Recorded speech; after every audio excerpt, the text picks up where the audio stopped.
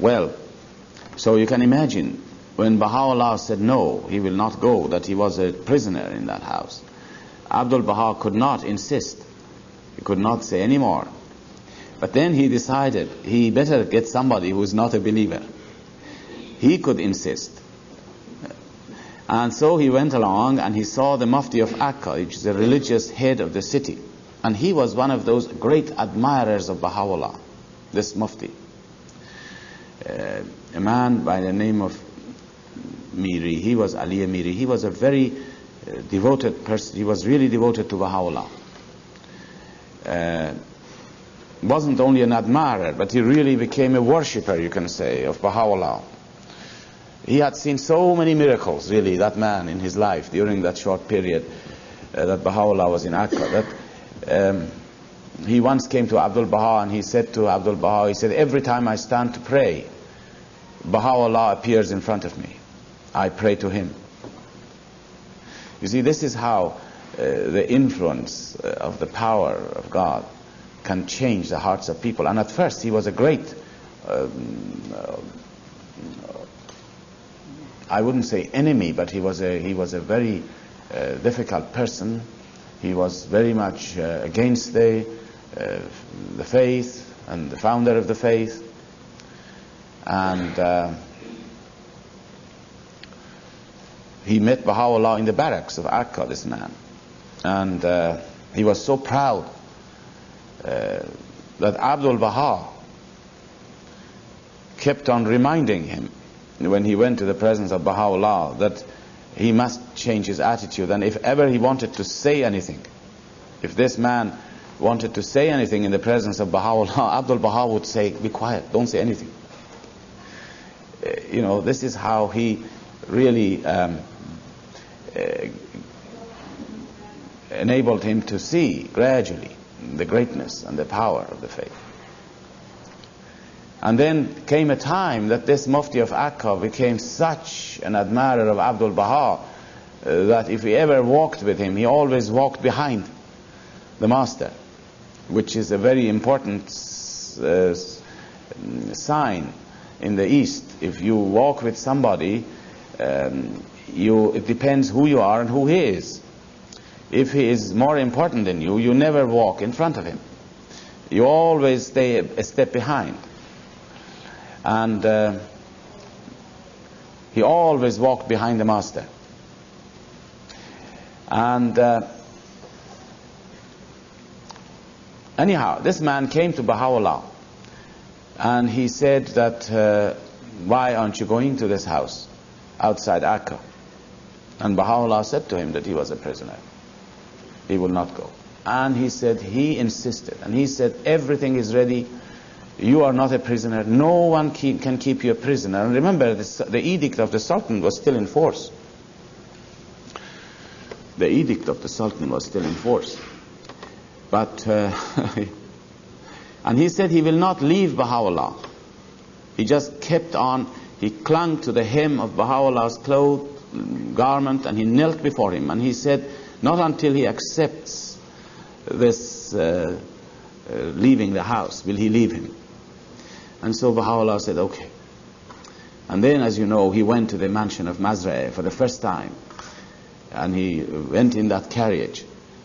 And Abdul Baha says, I took him there and I returned back to Akka myself. And so Baha'u'llah then spent mostly the months of summer and the months of when the weather was not very cold, in the springtime, sometime in the autumn, he spent in that house. But he often came back to Akka. You mustn't think that when he went into that house that he never came back.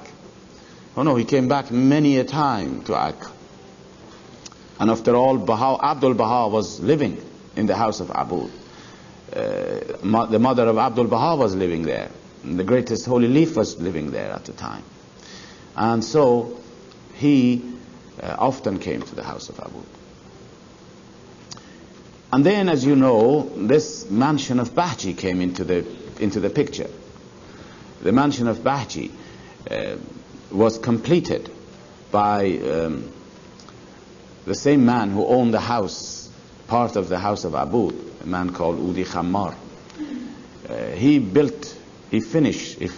completely finished. It was half-built building. Udi Khammar, he finished it and he made it a residence for himself. He wanted to move into this great palace in the outside of Akka. But as you know the details, how the outbreak of cholera took place and how Abdul Baha went along and rented that from him. And Baha'u'llah then moved into that.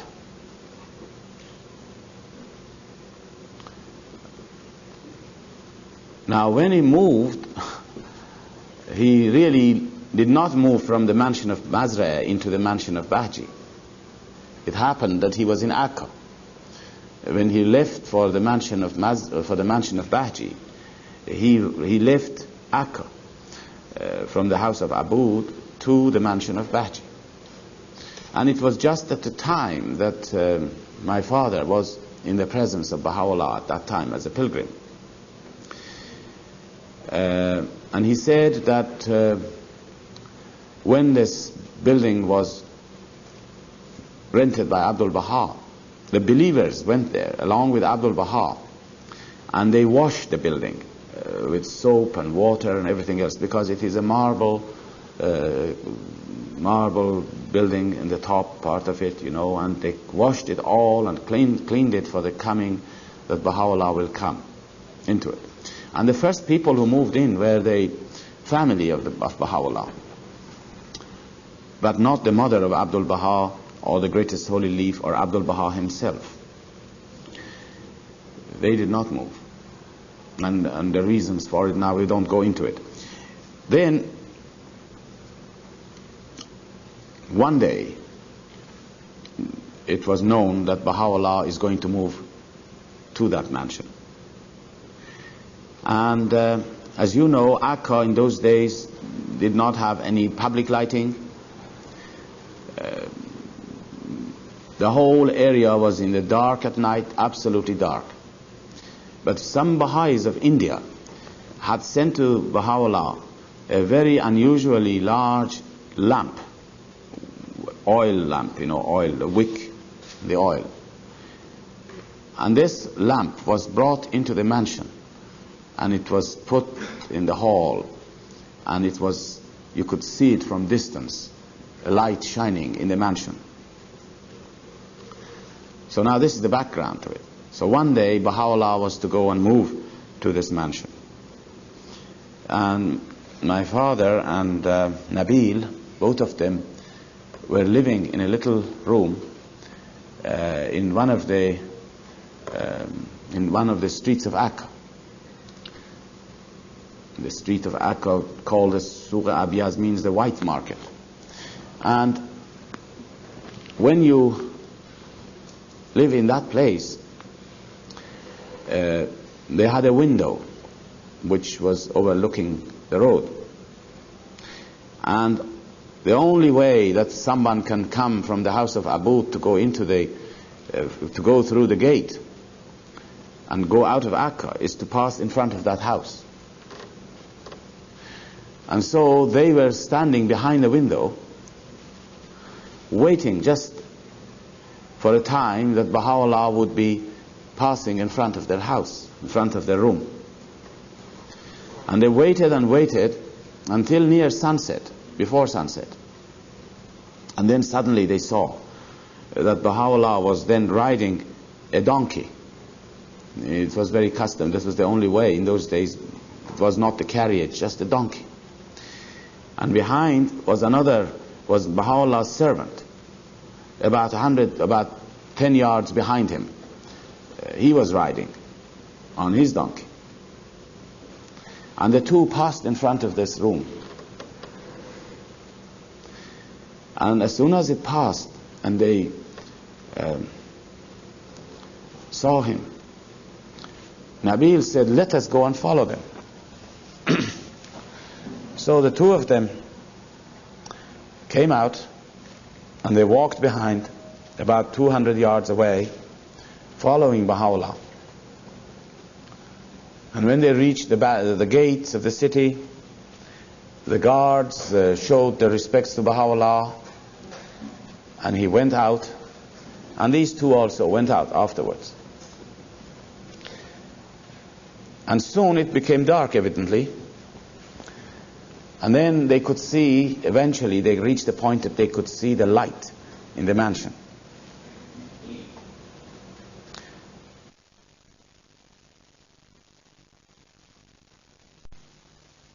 The ground for their cattle to eat.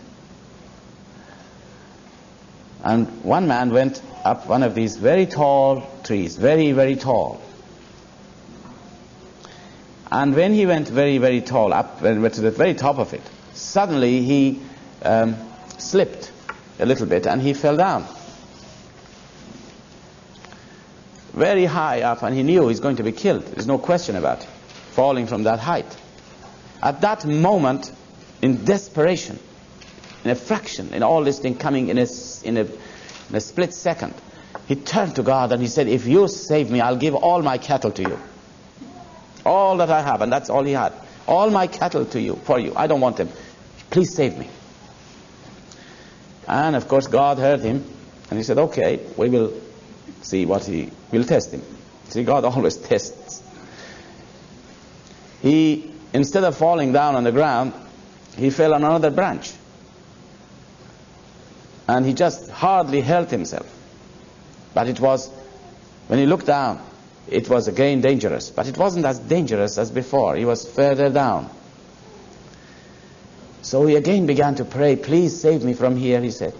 But he said, you know, last time, when I was on the top of the tree, I said, I'll give all my cattle to you. I think it's not fair, he said, that I should give all my cattle to you. Really and truly, I think half of the cattle for you. And after all, I have a wife and family and children. You don't, what will you do with all the cattle anyhow? I'll keep half of it, and the other, you save me. I'll keep the half, and then you keep the other half. So God said, okay, we'll let him go down a little bit more. So this time he fell down, and he came down and he landed on another branch, which wasn't at all as high as the previous one. But still, he saw now if he falls down, he's not going to be killed. That's the danger of death is gone. So he said, you know, really, God, I was becoming very sentimental and carried away. I was really carried away. I think this is altogether an unfair situation. I mean, what will you do with, I have a wife, I have children, I've lived all these years, I've gathered these cattle, and now give you half of it, really, what will you do with the half? Really, that's unfair. I was carried away, he said, when I was up there. I'll make a deal with you, he said. I'll have all the cattle, and you have all the milk and the cream. So God said, okay, that's all right, fair enough. And he let him drop down to the ground. And when he dropped down to the ground, he said to himself, what milk, what butter, oh no, you don't want it. Really, this was all unusual excitement on my part. You don't need it. Now you see, I said the story that now at this time in the history of mankind, we are now on the ground. Our foot is on the ground and we are safe. But a time will come, I can assure you, that we will be on the top. And then we are ready to give everything. And then it may not be just work out for us. This is what happened in Persia. Because the world conditions will really dramatically change. We talked, the world conditions will deteriorate with such speed now that it is going to bring about what Baha'u'llah has foreshadowed, the limbs of mankind to quake.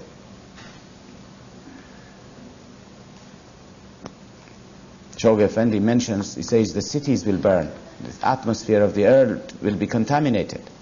And he said these are only either accompanying or will herald the coming of that great calamity which mankind must go through.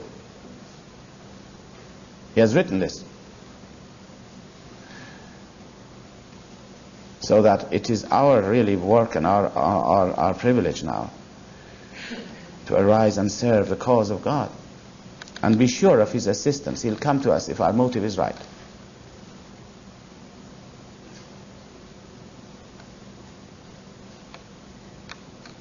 Well, I feel that you've had plenty of... you got tired. And we can go out, Mr. Chairman, have a cup of tea, and then we can come back again. But this time I will certainly deal with all the questions that you have written. I have them all in here.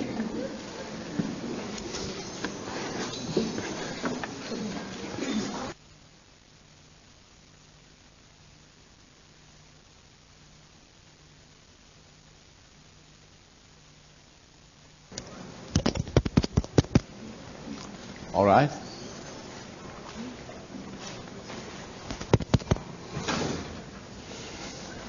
Well, I am going to look at something which is...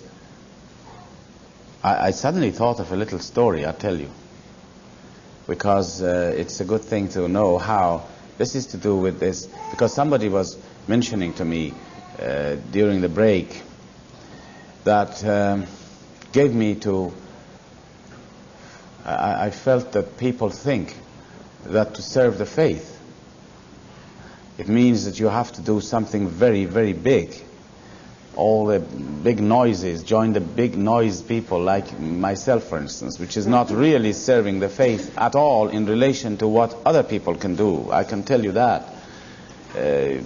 Talking is nothing to do with the faith, with serving the faith. It could do something, but I feel that we must not think that to serve the faith you have to be responsible for a certain function, or you must be a person who yes, is a member of an assembly or a national assembly or a board member or anything like that. This has nothing to do with service to the faith. And another thing that I want to mention is that how much in the next life we will be amazed to find out that so many unknown people in this life, unknown in the way of public, not being in the public attention or in public eye, who will have such an exalted station in the spiritual worlds of God.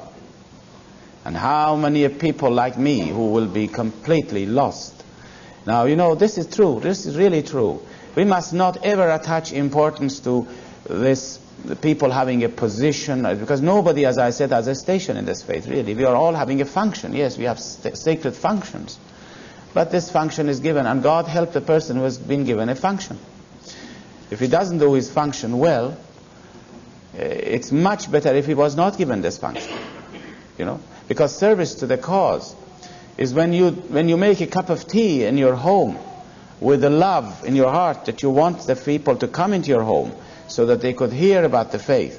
That service, if it is done with the purity of motive, which is you do it for the love of God and for the love of Baha'u'llah and for the love of the people, that's much more meritorious than anything else, because God does not want from us more than we can do. But he wants us to do our best. It doesn't matter what we do. And in fact, the simpler one is, the better it is. The simple heart, the simple person. We have lost, I think, our simplicity in this modern civilization. If a soul is simple, God loves that simple soul. Always the simple soul has got he is the one who is going to benefit, and he'll receive all the rewards, because there's nothing worse than becoming sophisticated with modern way of life. And this modern way of life has really destroyed, most peoples of the world have been destroyed as a result of this modern civilization, which is eventually going to be destroyed and perished. The civilization that we have, it's a tottering civilization that Shoghi Effendi refers to it. So that, you know, we must not pay attention to these outward appearances of peoples and what they do. What is important to God is the heart of person, and how you feel the big things other people do and the big projects other people have. and all the things they do if it is not done to the best of their knowledge and ability. Now, the story which came to me is a story. I'll tell you two similar stories really. One is for during this period of Shoghi Effendi. I knew a man who was called Charles Dunning. I don't think any of you had met him. He was an Englishman. He was a man from Yorkshire. Some of you could read his account of his life in the Baha'i World, one of the volumes of the Baha'i World, in a memoriam. He was illiterate. He hardly could write his name. He was if you looked at him, I don't want to describe it, what it was like physically. This man had such a pure heart and so frank, and none of these conventions that we are familiar with, none of these conventions he ever understood or carried it out. And yet he was the beloved of Shoghi Effendi. You know, Shoghi Effendi loved him so much, and he showered so much love upon him.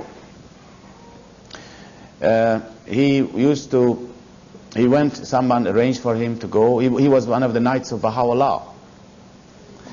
He went to the islands, the Orkney Islands, in the north of Scotland. And he taught the faith. He left behind him so much memories.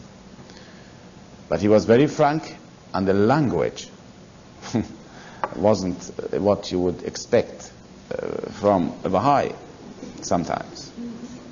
But this didn't mean anything, because the language which came out of him was purely from a very pure heart. You know, when he went to see Shoghi Effendi, when he went on pilgrimage, I'll just give you an example of the language. Shoghi Effendi so much loved this person, he always made him to sit at his right hand side at the table. He used to call Shoghi Effendi, who said, "Guardian, this is not right," he said. This is how he would talk to the guardian. "What you said is not right." He just had this. And once Shoghi Effendi said to him, "I have given some more plans to the British Baha'is. They are not going to like it." He said, "You are talking rubbish." Now, you know, this is the man. He didn't say rubbish. There was a slang which means rubbish. He says bunkum. Bunkum, guardian. And he didn't understand what bunkum means, and it meant rubbish. You're talking rubbish. Now I think, but now the love that Shoghi Effendi had for him had no bounds really. And he was such a simple man that he used to sign his name. He could only write his name, Charles Dunning.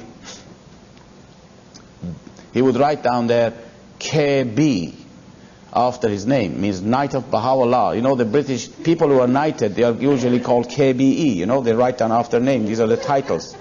And he always used to write his name, Charles Dunning KB.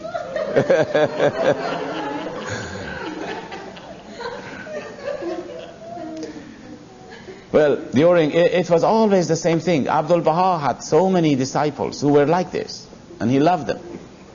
There was a believer, now this is a believer, I had never found his name, and we were told the story many times, but I failed to get the name from my father when he was telling us the story.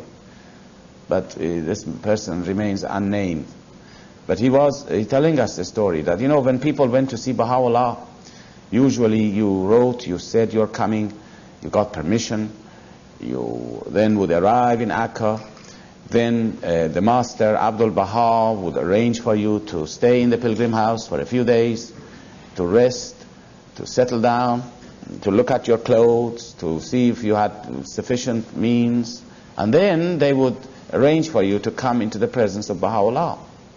But this man didn't know any of these things. He was such a simple soul. He started to travel from Yazd. He began the journey, and he walked all the way.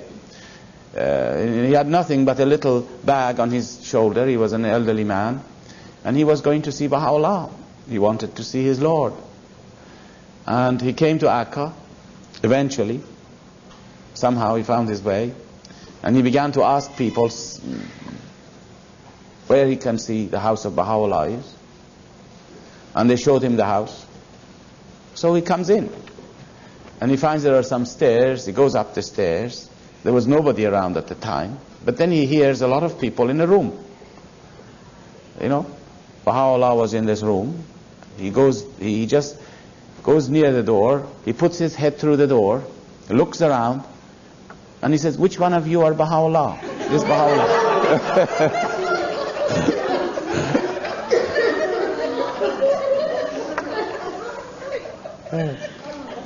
And Baha'u'llah embraces him, showers so much love upon him. And then he says, bring tea for him. He says, no, that's trouble. Don't get into trouble. And after a few minutes, after an hour sitting there, he says, well, I think I better go, and not to cause any more difficult troubles, I'll go.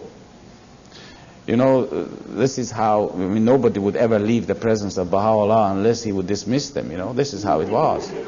But this man was a simple soul. And this is what matters, really. Simplicity in our soul and in our heart. And that cup of tea that you make with love and with simple heart and with devotion, that is much more fruitful than all the things some others may do in the faith. Well, now there are some questions here. Somebody says, is this person who is, your wife is not with you, right? What? She'll be here. Oh, you're taping it? All right. This is a question. He says, could you speak on the process of the lesser peace, the emergence of the faith from obscurity, and the completion of the ark on Mount Carmel, and how these are related? This is quite a vast thing. She wants to know everything. She really wants to know everything. Well, I chose this question because it's a good question, and it will probably give us a little picture of the faith in the future. This is more or less the subject that we were discussing at the Dublin conference, international conference, that, from the writings, and I have heard this is Pilgrim's Notes, but I have compared this Pilgrim Notes with the writings of Shoghi Effendi, and I found out that almost everything that is in this Pilgrim Notes, they are recorded in various parts of Shoghi Effendi's writings, that if you put them together, it'll tally with what Shoghi Effendi had said to this believer. There's only one or two things that I could not identify in the writings. And that is that, first of all, the lesser peace. As you know, the lesser peace, and this is not part of the Pilgrim Notes, I'll come back to it later. As you know, the lesser peace is a political peace.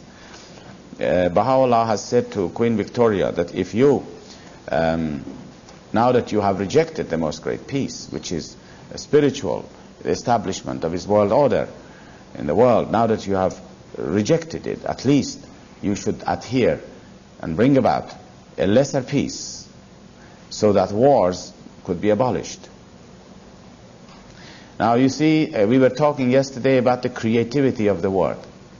Because Baha'u'llah said this, we shall have a lesser peace. And if we don't want to have a lesser peace, we will be forced to have a lesser peace. You see now how the word of God is effective? We will be forced. Because man will come eventually to a point of recognizing that if he takes one more step, the whole world is going to be destroyed. And he says, that's enough. So the lesser peace will come. It will come at a point that mankind has really exhausted itself. And then he has no choice but to accept what Baha'u'llah has said. Now, those of you who were here, I was talking the story of the egg. You remember? The egg and the opening of the egg. The cause of God is now, the institutions of the faith now are in obscurity. I'm talking of the institutions of the faith. People do not know what our institutions are for. No matter how much you try to explain what is a local spiritual assembly doing, the generality of mankind does not appreciate it. In fact, we ourselves, as we were talking yesterday, may not appreciate it fully, of what the significance and the importance of these institutions are, that these are going to be one day the basis of the government for mankind. I'm not saying it's going to be necessarily the government, but they are going to have a great share. Who knows how they will develop and what they will do, these houses of justice. No one can say how these houses of justice will fit in to the running of the world, the management of the affairs of the world, how our national assemblies will fit into it, how the governments will fit into it. We cannot say these things. Nobody can ever foresee how these things will emerge. And the only way that Shoghi Effendi has described it to us, when they asked him, tell us what the unfoldment of the administrative order is going to be like, how will it shape up? He says two things will enable us to understand the unfoldment of the administrative order of Baha'u'llah and the emergence of his world order. Two things. One, he said, is the passage of time. You have to wait, in other words. And the other is the guidance of the House of Justice. Now, this is exactly the same in nature. If you, as I said, everything we have in the faith, you can trace it to nature. Now, in nature, you will find that anything which has an organic growth, say for instance a tree, example of a tree. The tree, once you plant the seed, you cannot ever say what this tree is going to be like until you give it time. Passage of time will tell you what this tree is going to look like, how big it's going to be, how many branches will it have. And the other thing, this is one element, the passage of time. And the other one is the laws of nature, which must be allowed to run through this whole process, to run this process of growth and development. The laws of nature must be allowed to work through this tree. And through these two elements, we can know what this tree is going to be like. Exactly the same thing here is with the development of the administrative order. Two things, the passage of time and the guidance of the Universal House of Justice for centuries maybe to come. Then we know what the world order of Baha'u'llah is like, how it will manage the affairs of the world, how it will run the affairs of the world, how all these institutions will come together to form a complete, a coherent system which will govern mankind. But at the moment, the faith is the institutions of the faith, local and national and international. They are in obscurity, and mankind does not know what they are for. Now, the time appears from the writings. It appears from the writings that when Baha'u'llah says that when the limbs of mankind have quaked, when it has really trembled, when the old order has been crumbled down, he says, then and only then, you see, these are his own words, then and only then will the divine standard be unfurled. In other words, then and only then people will recognize what we are saying and what we are having, what we are building. They are going to see, just like when the egg breaks up and opens up, you're going to see the new life emerging. And then people can see a new life. But that new life is just born. The institutions just have emerged. Nobody can say that once a child is born, he can immediately manage, he can immediately act as a grown-up person. You have to wait time for it to grow. Centuries has to wait, maybe. When the world order of Baha'u'llah, when the institutions of the faith emerge, in the words of Shoghi Effendi, the evolvement, he says, the evolvement, you see in one of his letters, the evolvement of local and national institutions, when that takes place, and he mentions when it will take place. I will talk to you about it now in a minute. The evolvement of Baha'i local and national institutions of the faith. It is just an emergency. Just people will see it. They can see what potentialities there are in it. But it cannot immediately take over now the affairs of the world and begin to rule the world. The institutions of the faith cannot do that. We have to have an interim form of government in the world, which would then, from the lesser peace onwards, could then manage the affairs of the world until such time that the world order of Baha'u'llah can then come in and take over gradually as time goes on. Now, Shoghi Effendi has given us a timing for this. In one of his letters he mentions that when the buildings on Mount Carmel, the building of the Ark, are completed and the world center of the faith begins to function, and which is quite a long way to go yet by the look of things. We have to build up more buildings, 3 more buildings, as you know. There are 2 buildings already built on the Ark, the Archives building and the building of the House of Justice around the Ark. But there should be 3 other buildings. One is for the study of the writings, which I understand will be built between the Archives and the House of Justice. And then the other 2 buildings, the International Teaching Center and the Public Library and the General Library, International Library.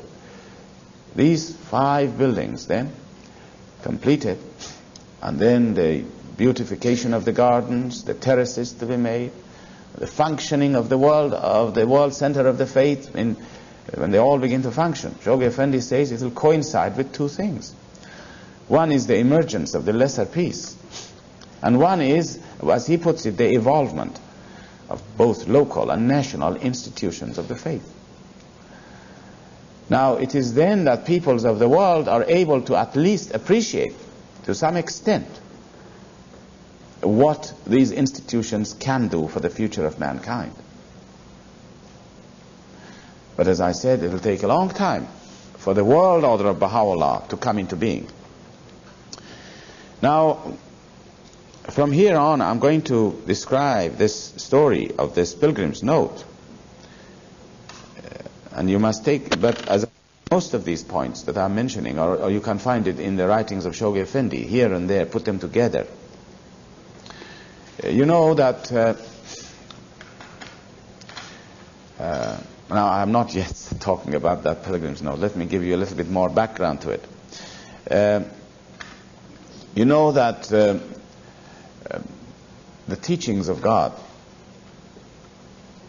the social teachings of Baha'u'llah in this age, are such that the generality of mankind without being Baha'is, can and will put them into operation without knowing where they come from. This is the spirit of the age. And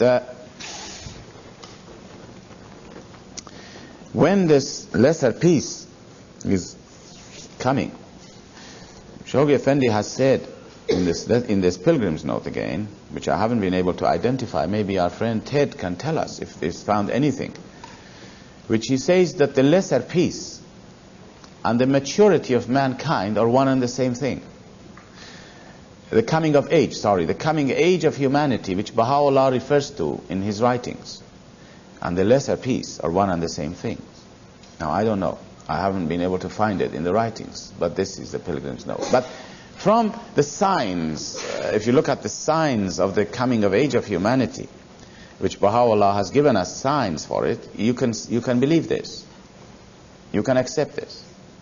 Because Baha'u'llah have said in some of his tablets about the coming of age of humanity, a time that humanity will come of age, like a man who becomes 21. And he has given us 3 signs for it, Baha'u'llah. Now this is in the writings. One is the establishment of a universal language. So you see, this is not very far away. It's not something which you can say it's going to be hundreds of years, but it is something which is round the corner, you can say, because the man is needing it more and more.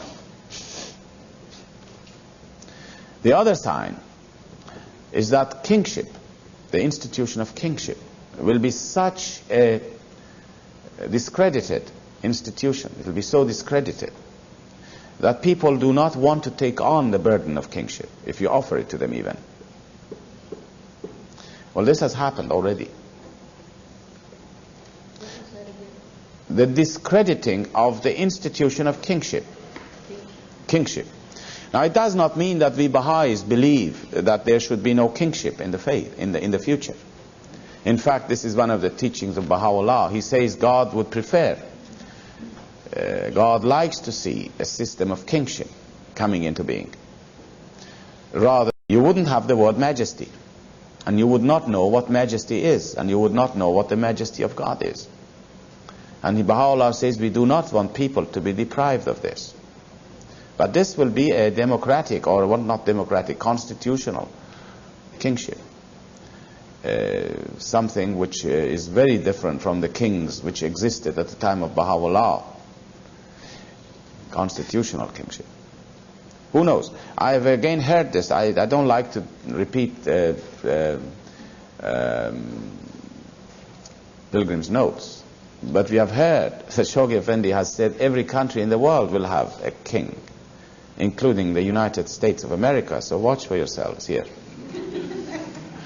Now, the institution of kingship, whatever happens, will become part of the, eventually, part of the world order of Baha'u'llah, because you cannot have anything in the future but the world order of Baha'u'llah, which will have a system, which will be a system by which the whole world will combine all its resources and its institutions together, and how they will merge we do not know. So now, the second sign, as I said, that Baha'u'llah gives for the coming of age of humanity is that the institution of kingship will be discredited so much that people do not want to take the burden on. This has happened. And the third sign, which also has happened and has taken place already, on a smaller scale, but anyhow it has taken place, is that the alchemy, he says, will become an achieved, alchemy will be achieved. That is the transmutation of copper into gold, of any metal, the transmutation, the changing of elements.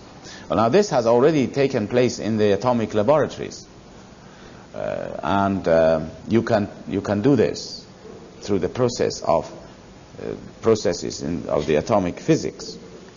But it is so expensive that if you change them, it's going to be very expensive. I read some time ago in the newspapers, years ago, that that one of the nations, Russians, have said that they can produce gold, or they will produce gold, which would be cheaper than what is in the market. Now, again, this is an indication, this alchemy. By the way, when alchemy has been one of those things that all the early men of knowledge and science of those days, from the early days of Islam, they have been working on it. Many people. Actually, the word alchemy, the word chemist, is an Arabic word. Alchemy, kimia. It's from kimia, which is an Arabic word. And but during Baha'u'llah's lifetime also, many of his disciples during his lifetime were involving themselves in this act of producing, of testing and experimenting. And Baha'u'llah stopped them. He said, this is not the time for it. He told them to stop this. And he said, when the time comes, it will be discovered. And he said, when it will be discovered, we have a tablet of Baha'u'llah which is very striking. He says, when it is discovered, mankind will discover a force which can destroy the whole world. And he prays that God will not, and this is, as I said, associated with the discovery of the atomic energy. So now, you see, these are the signs of the coming of age of humanity. And in this Pilgrim's Note, we heard Shoghi Effendi said that the lesser peace and the coming of age of humanity is the same thing, which from the signs that I mentioned to you, it's very likely. Now, all the other things that he has spoken about it is very beautiful, and you can find it in the writings. He says you can divide, he says you can, in order to study the progress of the world in the future, you can first divorce the faith from it, and let us examine the non-Baha'i world after the lesser peace to see what processes and what stages it will go through, the non-Baha'i world. First of all the social teachings of Baha'u'llah. Now, forget about the Baha'i faith and the influence of the Baha'i faith. Forget about that. But look at the non-Baha'i world. Let us have the branch of humanity, which is non-Baha'i branch. The non-Baha'i branch will go through so many stages of development and progress, using all the social teachings of Baha'u'llah, such as equality of men and women, establishment of a universal language, establishment of a world government, the making of one weight currency and measures, the federation of nations. All of these things will take place, the social teachings of Baha'u'llah. Education for all, the tapping of the resources of the world equitably, and these things will happen without necessarily knowing that these are from Baha'u'llah, but these are the social teachings which will be carried out. And as a result of it, he says, a great blessing will come upon mankind.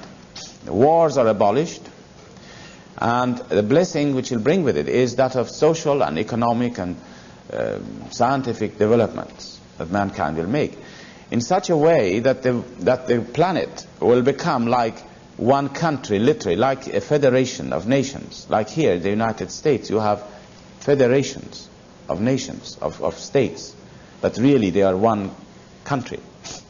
And this will become the world, and that we become so used to mixing together and rubbing shoulders with all kinds of peoples of all nationalities and peoples, that it's just like living in one country from the point of view of social and economic and other developments.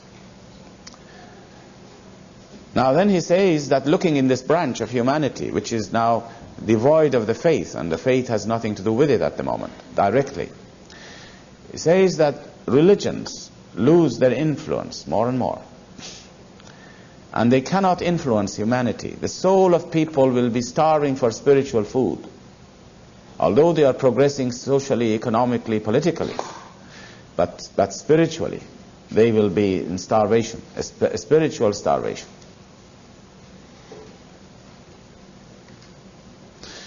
And therefore there would be a great deal of delinquency, maybe.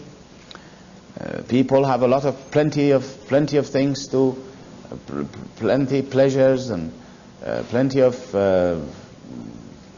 food, plenty of comfort, security, and this will bring about, and the starvation of spiritual food, it's a terrible effect on the soul of man. The soul of man will be in a very depressed position in this particular branch of humanity. And then he says, now let us look at the faith and what the faith does. The other branch will go through stages. These are all written down by Shoghi Effendi now. You know, these things that I'm saying, it's not really Pilgrim's Notes. As I said, these are all can be verified in the writings. Says the faith will go through different stages. The first is the stage of obscurity.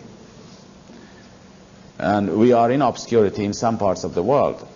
But in some countries, of course, we are not in obscurity. It doesn't come together at the same time all over the world. One country, for instance, Persia, came out of obscurity in the first year of the coming of the Bab. The faith is not in obscurity. Everyone knows what the faith is. They all know it's part of their language, it's part of their vocabulary. And then after that stage of obscurity, it will become emancipated and from the religious orthodoxy. And then it will become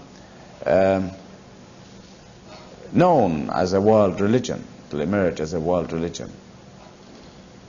And then it will grow through these stages, which we don't want to go into all in details, but eventually it comes to a point where in a country, the majority of the people in a country become Baha'i. And that is the stage of sovereignty for the faith. And this lady who was the pilgrim asked, what is majority? And Shoghi Effendi said 51%. When majority of the people of a country become Baha'i, then then the Baha'i government comes into being in that country. And the laws of Baha'u'llah can function. The laws of the Kitab-i-Aqdas then can function. And Shoghi Effendi had said in this particular note that it is expected of the minority then to obey the government of the majority in the same way that we now obey the governments we live in under.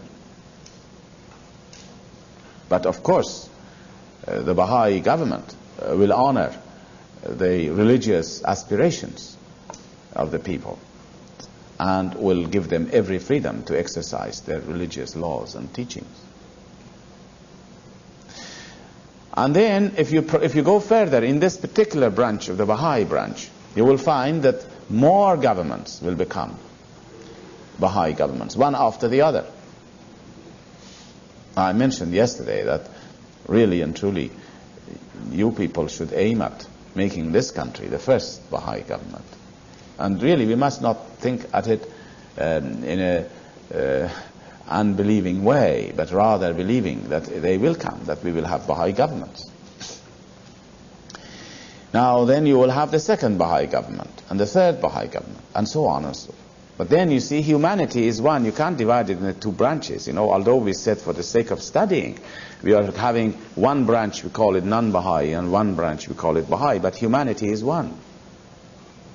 And so more and more of these two processes will merge together as time goes on, merging together. People become Baha'i. Baha'i states come into being until such time that the majority of the nations in the world become Baha'i. It is then that these two processes that we have been analyzing in this way, these two processes completely merge together and meet together at the top. And he says as a result of this merging together, a child will be born, and that is the child of Baha'i civilization. And he says that is synonymous with the establishment of the most great peace. And it is synonymous with the birth of the world order of Baha'u'llah.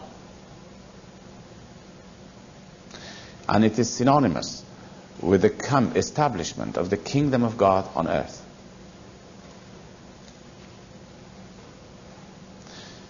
And mankind will celebrate that day in the name of Baha'u'llah, the Father, who has brought this kingdom. And then that child of Baha'i civilization which is born will takes ages and centuries and thousands and thousands of years, 500,000 years, for the manifestations of God to come and enable that child of Baha'i civilization to grow into perfection, just like a child grows into an adult. And how the emphasis will be on nobility of man. That man will become noble. Now this is the vision of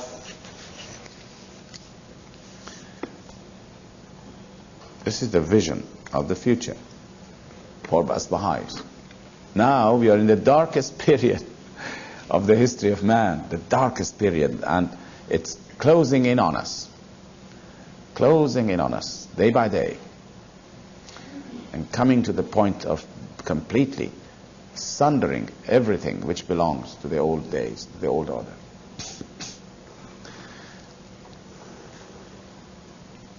We talked about it yesterday, how much we Baha'is should be confident, absolutely confident, that we are going to be here to bring the message of Baha'u'llah to masses of peoples after the destruction of the world and all that is therein. This is our function. This is why he has created us. We are created for this purpose. The peoples of the world do not know.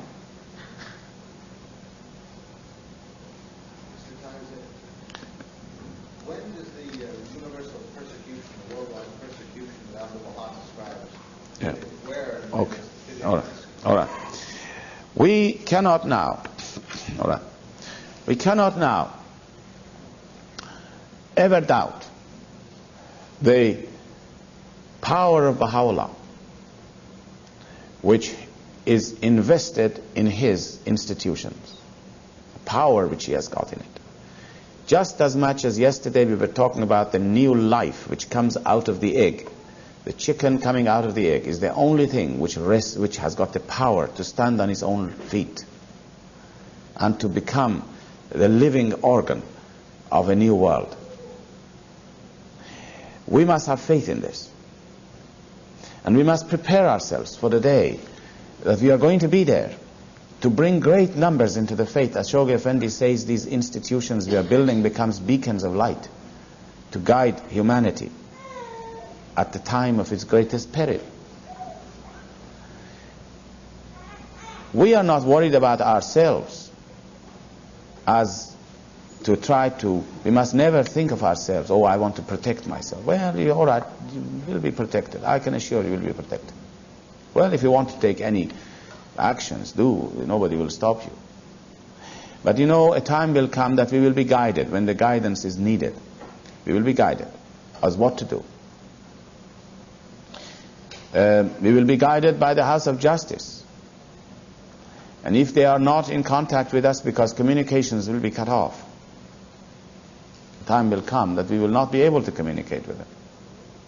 Our institutions today, which are very weak, and we were talking about them yesterday, these very weak and insignificant institutions, which we think they are insignificant outwardly, these institutions will be so inspired, our national assemblies will be so inspired as to tell the friends what to do, where to go to protect themselves. It will come. This is already happening in some countries where there is a great deal of wars and dangers facing people. These institutions will be guided by Baha'u'llah because there is the spirit of life in them. The spirit of the cause is within them. It's pulsating within them. Although they may be weak. Yesterday, you remember we talked of the ministry of Baha'u'llah during the years that he lived in that mansion. Almost half of his ministry in Akka was spent in this building. It's really the climax of his revelation when God really ascended upon his throne. This is the throne in some of his writings referred to, is the throne of the there is this building, the throne of God. And in the traditions it's very clear that when God sits on his throne, all the messengers and the concourse on high circumambulated. You can see in the writings too. Well, these two people wanted to circumambulate now this throne of their Lord. And when they went close to near the mansion, near the walls of the mansion, they found that 4 sides of the mansion is packed with people. Now they were not imagining things. They were not psychic people. They were very clear-headed. And they of course knew there's nobody from Akka. There's not one soul has left Akka at the time. There's nobody. There was none of these people. 4 sides. And they were filled with such awe. You can imagine the awe of that particular occasion must have been tremendous. That they couldn't go close. And they realized that to them this is really what their outer eyes could see. It was nothing but the souls of the manifestations of God and the concourse on high circumambulating the throne of their Lord. And so they went back, and then they circumambulated from long distance away in great awe and wonder, of having seen this. And he says that our shoes were filled with mud, and the whole area was wet, and all the mud that they went through. And then they quickly left for Akka. And they arrived just in time that they were closing the doors, the gates of the city. people of the East that when something very, very important happens, they won't sleep that night. For instance, when you look at the passing of Baha'u'llah, when Baha'u'llah passed away, the friends don't sleep that night. They stay up in his memory and they say prayers. The same thing happens to the time of Abdul Baha passing. Now, Nabil said to my father, he said, tonight we must not sleep.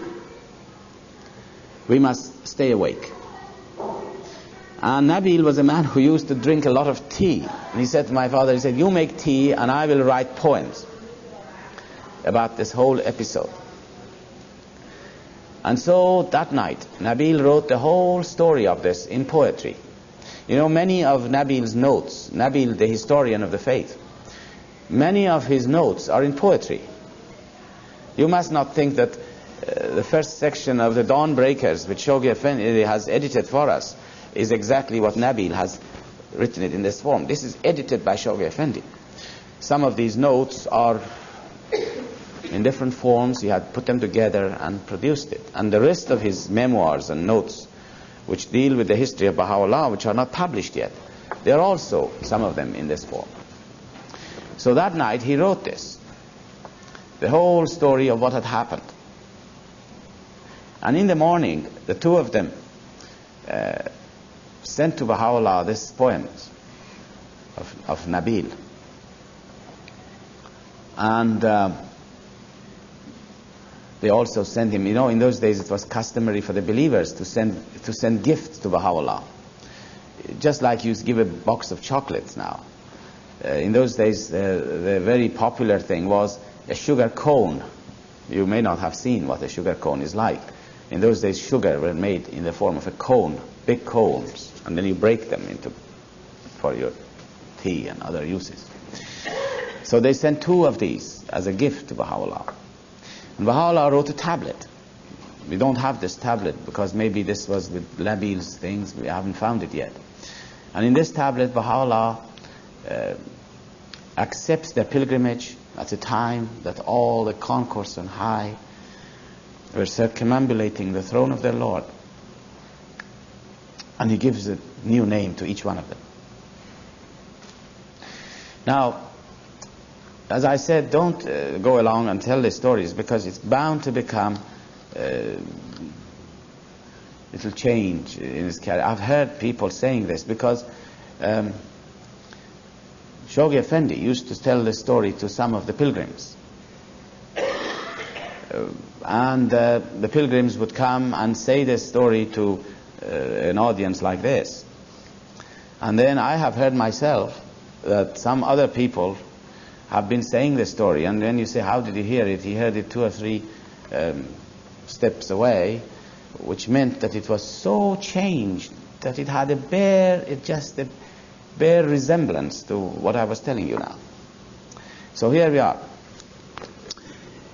You asked me to tell you the story. Now I feel that we better deal with some of these questions which are in here. Or what would you like me to do? Anybody has a question now? Yeah?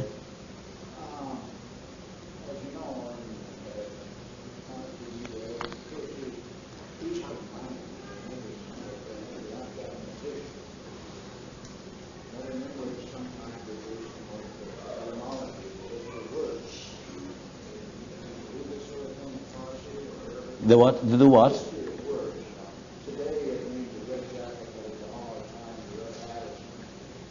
I don't know. Maybe they do.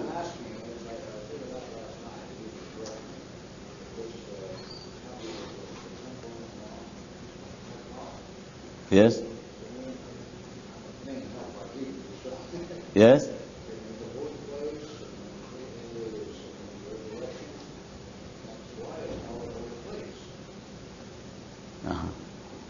Well, that's, all these things, I suppose we are free to think in these terms if you want to do that. I don't know some of the answers, really. Well, Let me, yes? Would you please speak to us a little bit about the fear of God? Oh, fear of God. Gosh, you're all going to be frightened, huh? No. I think it's a good point. Actually, somebody has asked this question. You know, Baha'u'llah has mentioned in many of his writings that the fear of God is what we have to, all of us, feel. And that he says, not until you have that fear of God in your hearts will you be able to progress. Now, you can read in the gleanings. I don't have it in here. In fact, if you had the gleanings here, we could find it for you and read it, those passages. But anyhow, we can read it later on, maybe. You can read it later on at some stage. He says this is the way in which man can progress spiritually. Now, we must remember here that fear of God. God is loving. God is just. God is full of bounties. Now, why can we fear him? How should we fear him? You know, first of all, let me mention this, because I said God has bounties and has justice. Do you know that it is through the bounty of God that we have come into being, not through his justice? It's a very important point to remember. It's not through the justice of God that man is created. And it is not also through the justice of God that divine revelations are sent. It's through the bounty of God. Now, Baha'u'llah has mentioned that if ever the justice of God comes into being, the whole creation will cease to exist. You see now? I'll explain to you. You know, if you have got some money in your pocket, and if you go to a shop, it is only just that the shopkeeper should give you something equal to your money. It's justice. You give him the money, he gives you the goods. This is justice. But what would you do if you went to a shop and you had no money at all, and the man gave you a lot of things? This is not justice. This is bounty. Now, Baha'u'llah says, look at yourself and see what you are. He says, you are a handful of dust. You're made from the dust. And the dust is the worthless, is the most worthless things you can find in this creation. It's the lowest kingdom. You're made of dust. And he says, look at, you had nothing. And he says, look what I gave you. I gave you the most precious entity in creation, and that is the soul. But you had nothing. So you see, creation comes into being purely through the bounty of God. If it was through its justice, we did not deserve anything, because we were dust. You see? This is a very significant point that he mentions. So the bounties of God is the cause of progress and development spiritually. If ever the justice comes into being, as he says, the creation will not exist, cannot exist. Disintegrates immediately, finishes. Now God, therefore, through his creation, he has brought about his bounties for us. And I mentioned yesterday how the forgiveness of God, that how much the forgiveness of God plays a role in life. Not in this life, but also in the next life. That is to say that through his forgiveness, all people will progress. Every person will progress in the spiritual worlds of God. We do not believe in eternal damnation. Every soul will grow. Even those who have had a terrible life here, who knows how God will deal with them? We don't know. We cannot here judge and say, oh no, this man is going to be treated this way or that way. Who knows? Baha'u'llah mentions one of his greatest enemies, who was the ambassador, Turkish ambassador, the Persian ambassador in Turkey, who was a great enemy of Baha'u'llah, who did so much to hurt him. Baha'u'llah says God may forgive him, because one of his relatives is a believer. You see? Who knows how God acts? So that there is no limit to God's love and mercy and forgiveness. But now let us examine fear of God. Fear comes to us when we are not able to cope with the situation. Now, isn't that right? Now, I'll give you an example of this. Say you are working in your office, or you're a student in a school. If you're a student, if you have not done your work in school, when the day of examination comes, you will be filled with fear. Not that the teacher frightens you, but that you are fearful because of your inadequacy, that you haven't done what you are supposed to do. If your boss, if your superior, or whoever you work for asks you to do something and you don't do it, you are filled with fear. This is how fear comes to us. It's because we are inadequate. We haven't done our job. Now let us put ourselves in position of coming face to face in the next life with God or whatever it is. I'm sure we won't see the essence of God, but shall we say with the manifestation of God, with Baha'u'llah, face to face with Him. Now I can have two conditions. Either I'm satisfied that everything He has asked me to do, I have done it absolute perfection, so I have no fear. Right?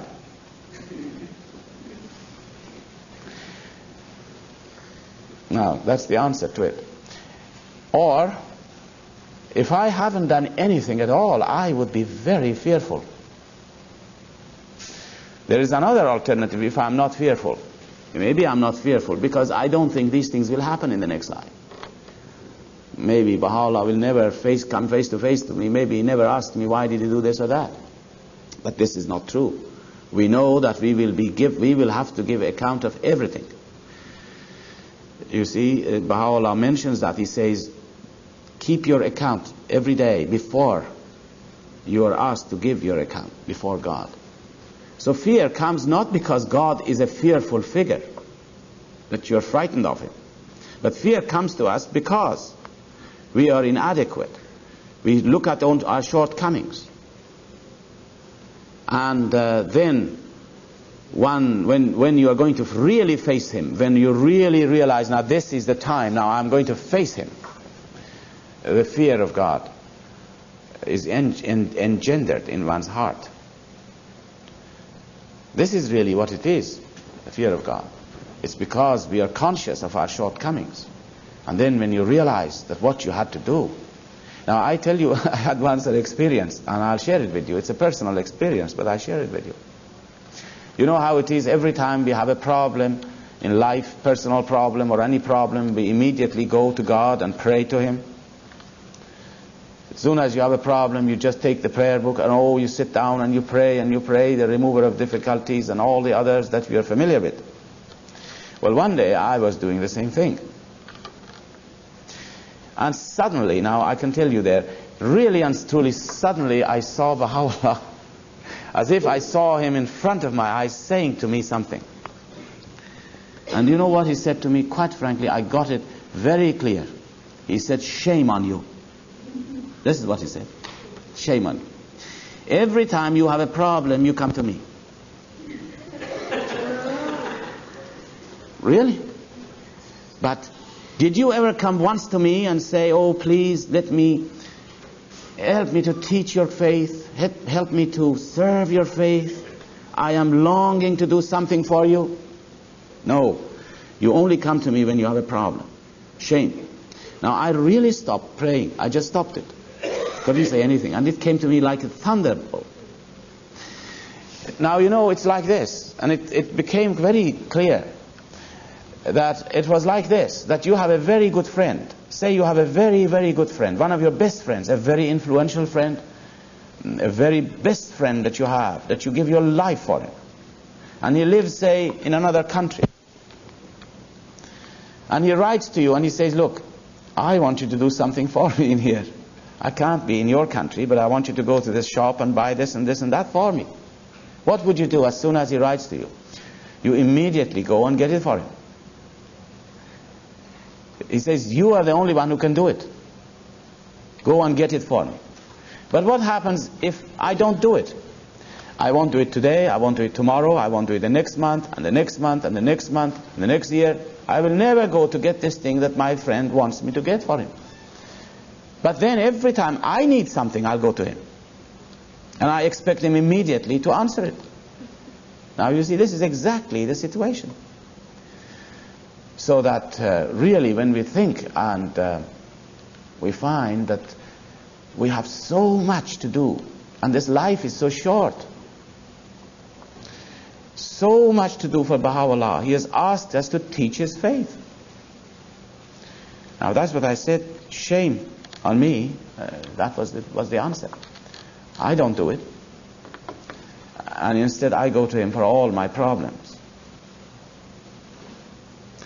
And then, when the real time comes, really, if Baha'u'llah would come and say to you, what have you done now in your life? Let us examine it. What have you got? What is the result of your whole life? What have you done? Well, this is where the fear comes. Because one is not adequate. But you know, there is one thing we must remember. Again, remember the forgiveness of God. Once you fear him, yes, then naturally one fear him. One fear that one hasn't done what he is supposed to do. But also remember the bounties, the love of your Lord. You know, our life is like this glass. You see, this glass of water here.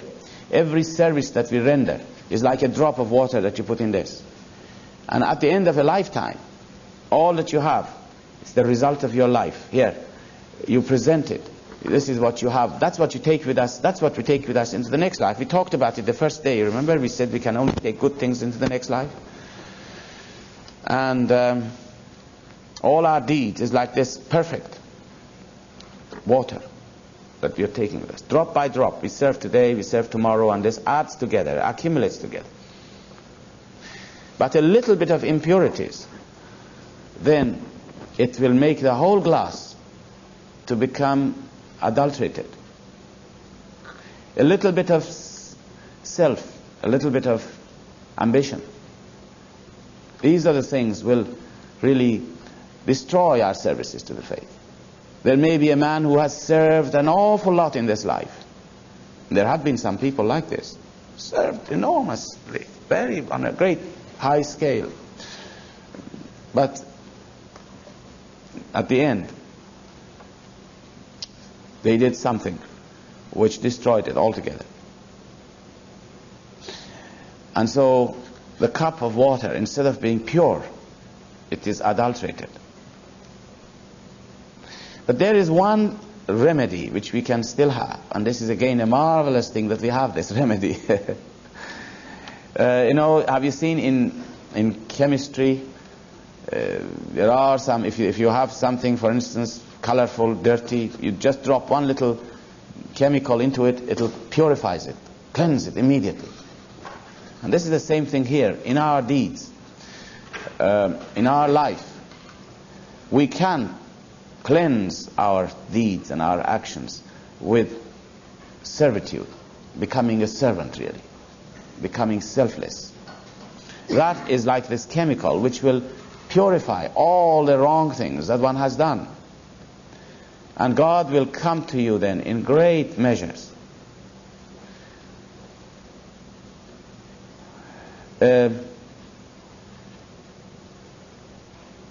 This is why Baha'u'llah says, how many a person who has lived a life of service, and at the end, just at the end, when he is going to go, he does something which will ruin his whole life.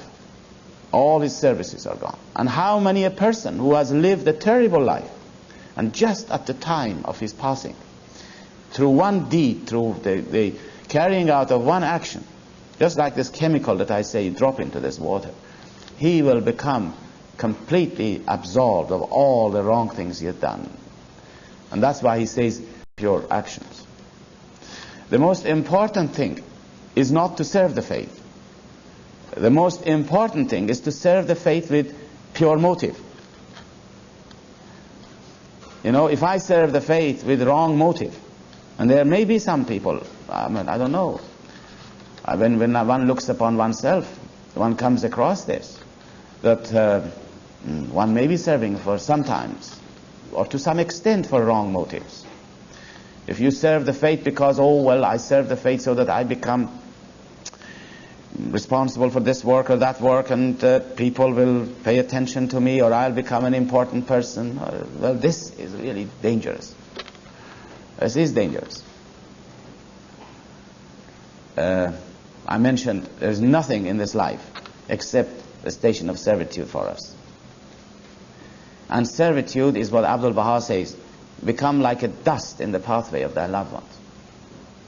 I remember when I was young, and I was going, my father was in prison at the time, and the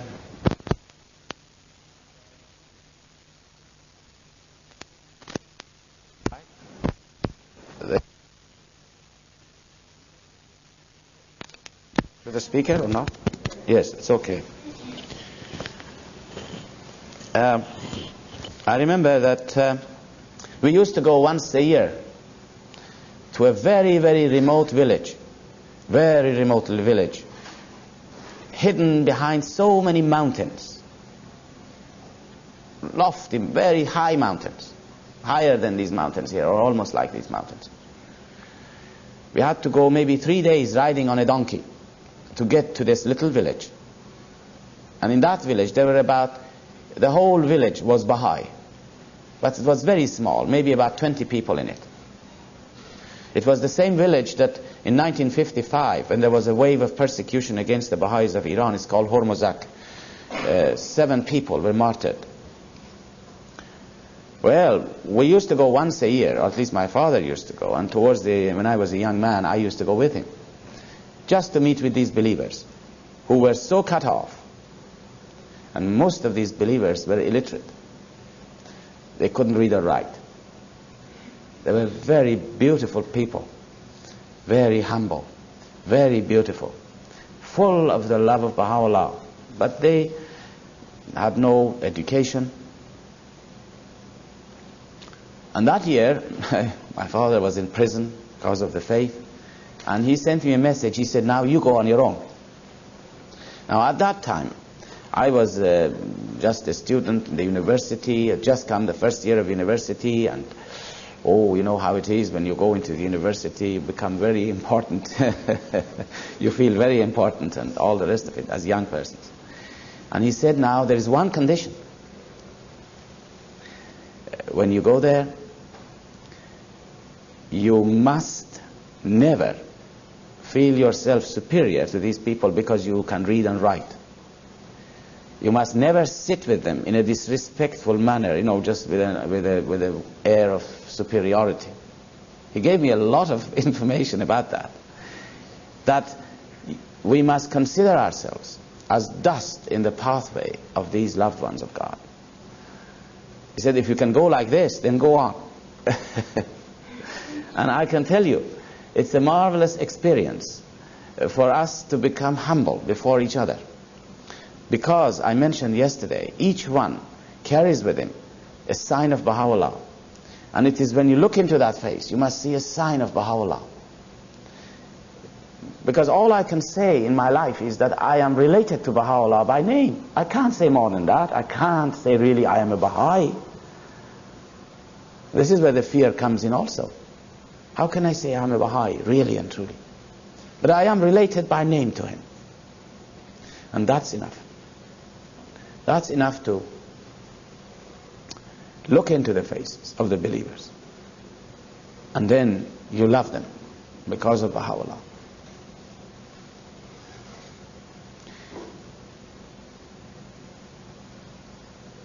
And the friends, when they have this devotion to the faith, and they serve the faith just because, with the right motive, then the great powers will come upon us. But if we serve the faith with the wrong motive, well, I don't know. It's not really what will be, it's not acceptable really.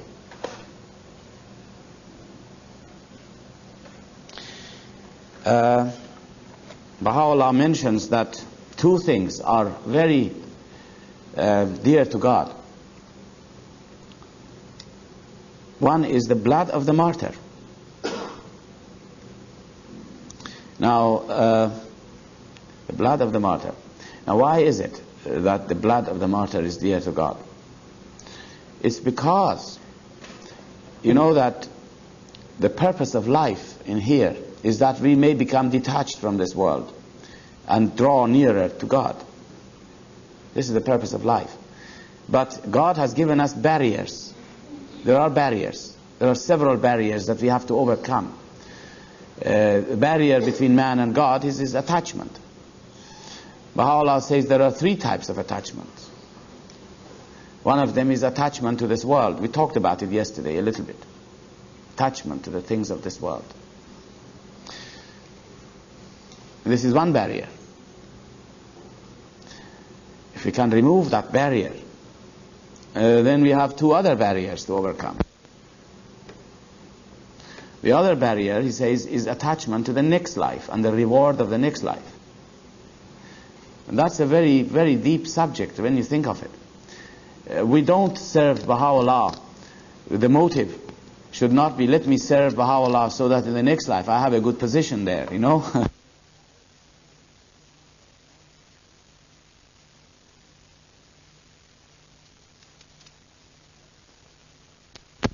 And what time is it? You want a cup of tea?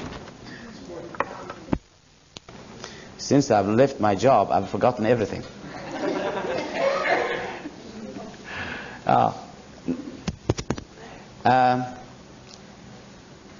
We serve God not because we are going to be rewarded.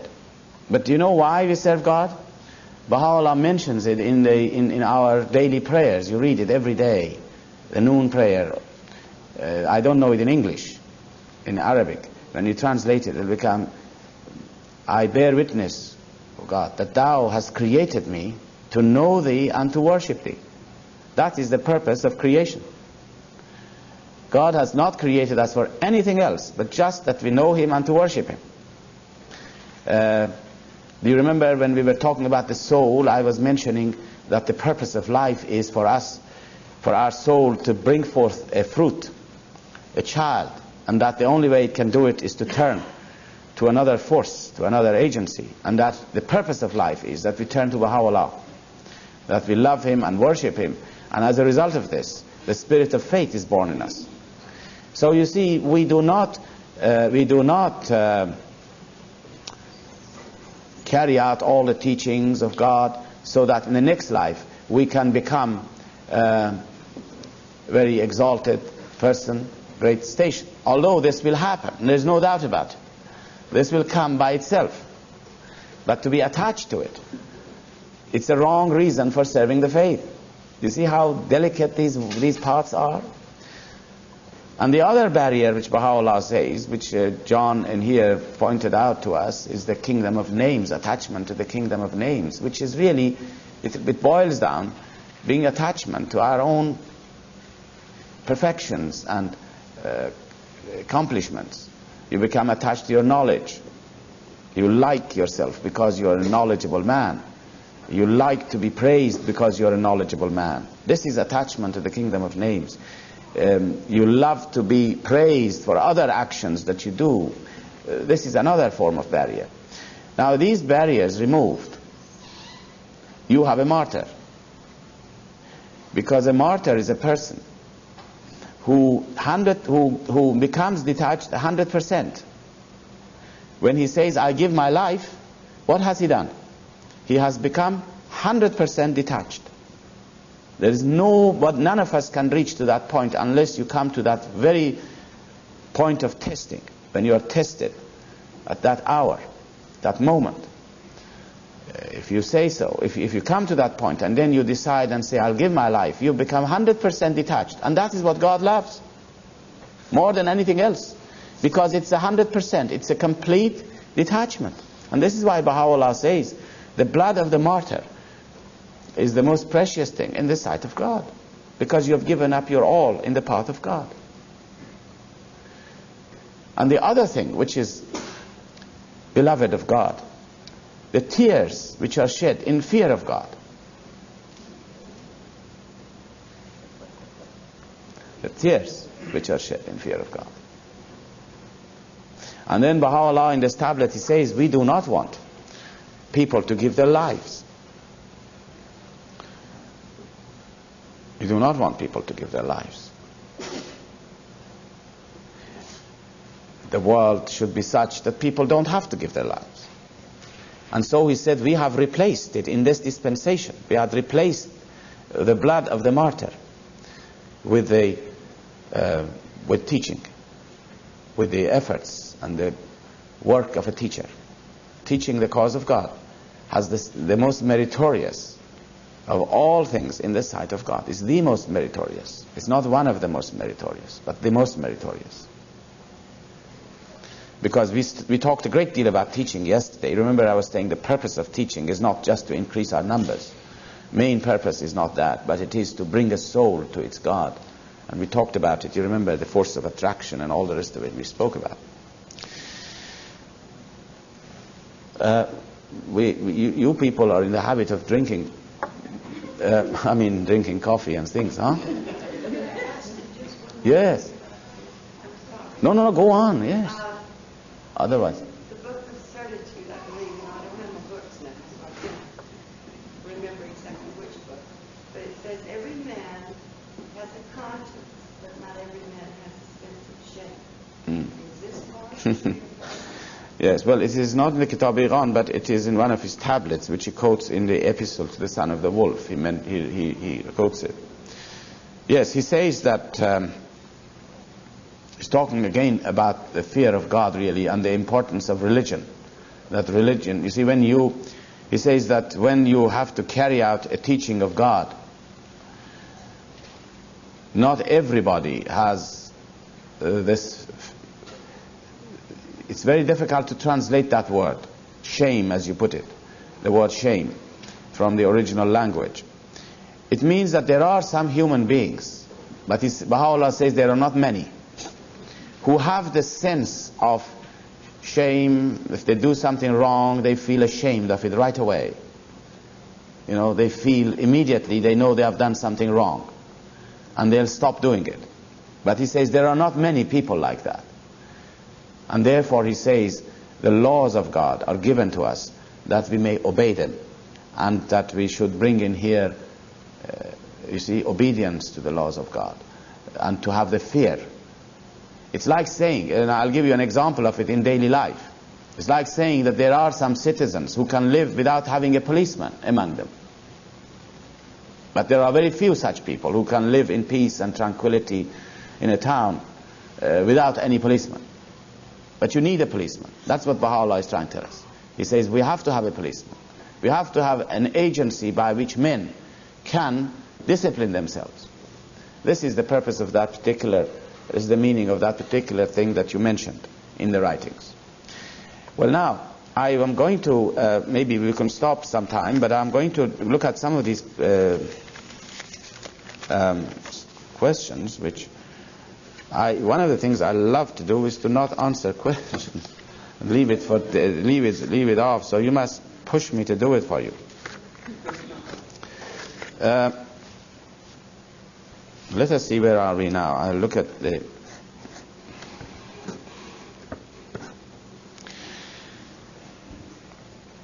Really, I feel that we are in this life. We are having so much to do. Time is so short. In every community, as I was saying yesterday, every community in the world now, the time is short. And these opportunities that we have now for deepening and for teaching, because deepening on its own should really bring forth the fruit of teaching. The time will come that we will have not these opportunities. But now the challenge has just come. And if we don't do it, if we don't arise to really respond to the call of teaching, All these questions are good and we must learn it. But I mean, the most important thing in our life is to think every day, am I teaching? And again, I wanted to make it clear, teaching doesn't mean that every day you must go and definitely talk to somebody, although it's a very good thing to do. But it means every day you must be doing something about teaching. It may be you're doing something about one person. It may be doing something about two people in your lives. But that you're doing something all the time to teach the cause of God. Because the opportunities will not come again. And God may give this to someone else to do it instead of us. The conditions of the world are moving very swiftly towards an end of all this comfort and all the peace that we still have in the world. The conditions will dramatically change. And then we may find that the opportunities are lost.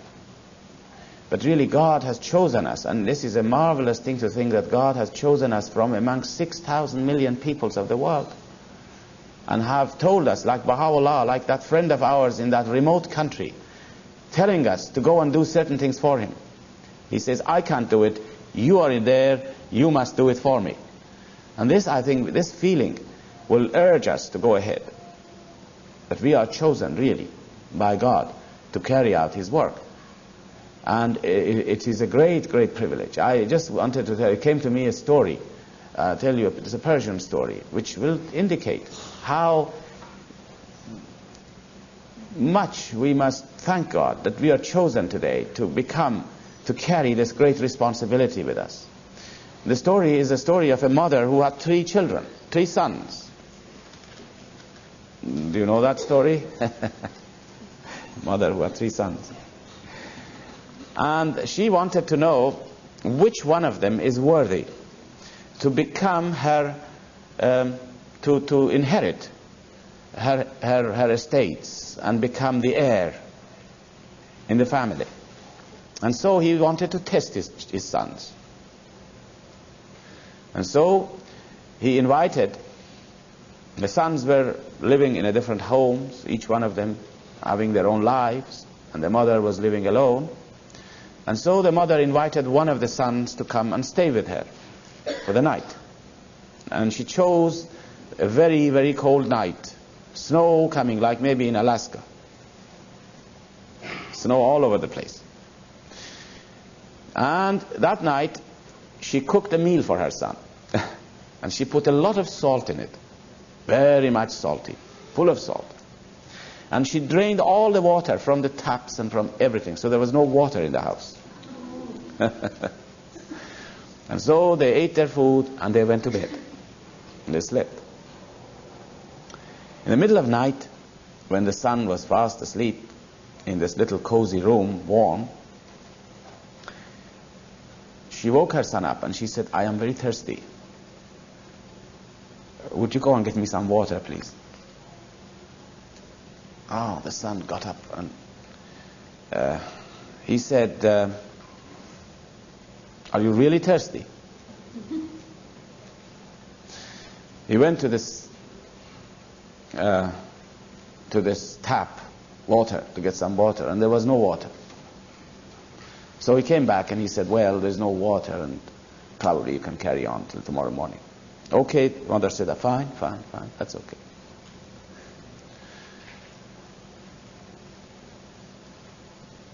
Then the second son did the same thing exactly to her. And the second son came and the mother got up and she said, look, I am very thirsty tonight. Would you give me some water? The boy got up again and she said, are you really thirsty? She went there and she looked at the water and found there was no water. She came back and she slept. She said, there's nothing there. But then, soon afterwards, he himself got thirsty. So he got up and he went out. He found there was no water here. He had to go in this cold weather out into the well to drag some water out of the well. So he went outside and he took some water for himself, drank some water. And he said, well, it's not a bad thing. My mother was up, her mother, and said, there is some water for you. That's the second son. He brought the water, but he brought it with the wrong motive. You know what I mean? The first time that the mother was thirsty, he didn't go out. But when he himself became thirsty, he goes into all the trouble in the cold outside, gets the water, brings it along. He drinks it himself because he was thirsty, and then he gives it to his mother. You see how wrong motive is? And then, of course, you know the third son, what he did, you can imagine. As soon as the mother said, I'm thirsty, he went out, he found there was no water. He said, okay, I'll go outside and I'll get some water for you. And when he came back, he gave the water to his mother. Now that was chosen. That person was chosen to become the heir, because he did serve him with the right motive. And this is exactly like us now. We have been chosen, really. And when we do things with the right motive, but then the time will come, I can assure you, the time will come that we will be longing to do service to the cause, to bring great numbers into the faith, and we may not be able to do it. This is what happened in Persia. The believers in Persia are now longing to do something, but they can't. They can't. The doors will be closed. Now, I'll tell you another story, and then we'll go for a little drink. You know that they say there was a man in Persia. Often farmers have to go, because there is... This will come only when the faith grows enough to attract opposition from the religious leaders. The religious leaders, Baha'u'llah, Abdul Baha has told us, and Shoghi Effendi has told us, will rise up against the faith in the future. With such vehemence that Shoghi Effendi in one of his letters says it will eclipse, it will become much more than what has already happened in the faith. On a worldwide scale, the opposition which will come to the faith of Baha'u'llah. If you use your imagination, really, you can come to see that. Shoghi Effendi mentions that when the faith grows and attracts enough attention to itself, the leaders of churches in the West will rise up against us. Now, this is not what he says. Abdul Baha had said this. Abdul Baha had said that how the world will rise up against the faith. He says the day will come that the Africans, the Americans, the Europeans, the Turks, the Chinese, they all will rise up against the faith with such vehemence that it's very difficult to explain, he says, at the time. And then he says the believers will arise to defend the faith with such forcefulness, with such faith, with such powers coming to them, such confirmations, that they will certainly establish the ascendancy of the cause and overwhelm those who have arisen to oppose them. And Shoghi Effendi says when the faith will reach a point that people will take notice of it. He has written this letter, a very special letter to the Persian friends. And he says that the time will come that once this happens, the churches in the Western world will rise up against us. And he says, especially the Anglican Church. And then he says it will be followed by the Catholic Church. And he says the Pope himself will stand up and oppose the faith with all his power and authority. Can you imagine what will happen then, all these things? Abdul Baha says he's longing for the day that from the pulpit the clergy denounce the faith. It is the time that great numbers will come into the faith. The more they oppose it, the more the faith will be proclaimed and more people come into it. Look at what has happened. Just we had received some persecutions in Persia, and how much the faith has been proclaimed all over the world, and people have come to at least hear its name and know of its existence and become familiar with its great standards and qualities and teachings. How much more would it be when these great leaders of the world rise up against us? And he says, as they rise up against us, the faith will grow much more. And as the faith grows more, their opposition will get fiercer. And as the opposition gets fiercer, the faith will grow more. And then he says the faith of Baha'u'llah will really be established by the action of its enemies throughout the world. And he says that the opposition which the clergy will have in the Western world will have its reverberations, and it will respond, it will create again the same sort of persecutions in all the continents of the world. And then he says it will affect the Hindus and the Buddhists, and they will rise up against us, he says. The Hindu leaders of religion and the Buddhists will rise up against the faith with such vehemence that he says it will bring to mind reminiscent of the opposition which the clergy showed to the faith in the earlier days and denounced the faith from the pulpits in Persia. And then he says when the faith reaches the greater and greater ascendancy, the political leaders will rise up against the faith because they see the bankruptcy of their institutions. So you see, they don't do anything until they see that there is a threat. And the threat is when the faith grows. Not until it grows will people oppose it. Who knows when that will be? Depends on our work and the progress of the faith. Mustn't it be after the earthquake?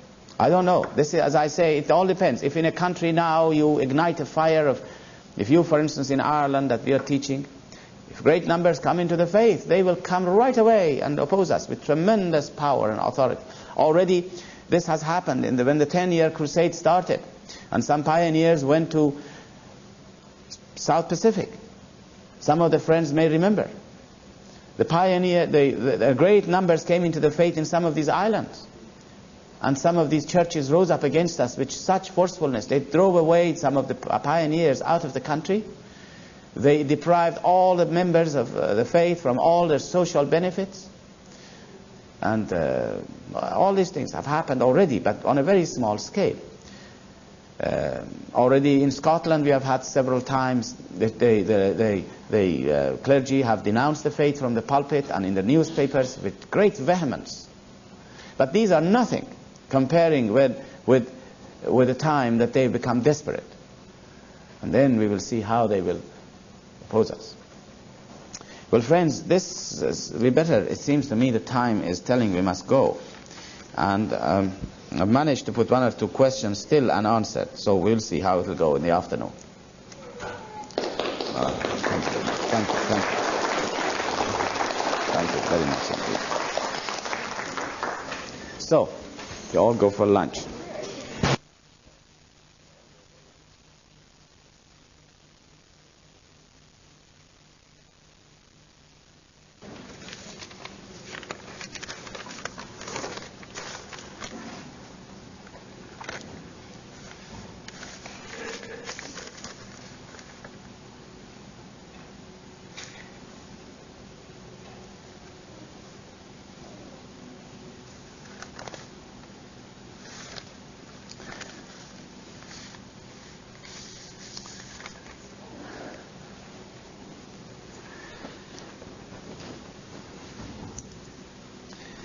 Well, friends, in this session I promised to talk about some of the questions. Now, there is a question here which is quite a long one, a lot of aspects about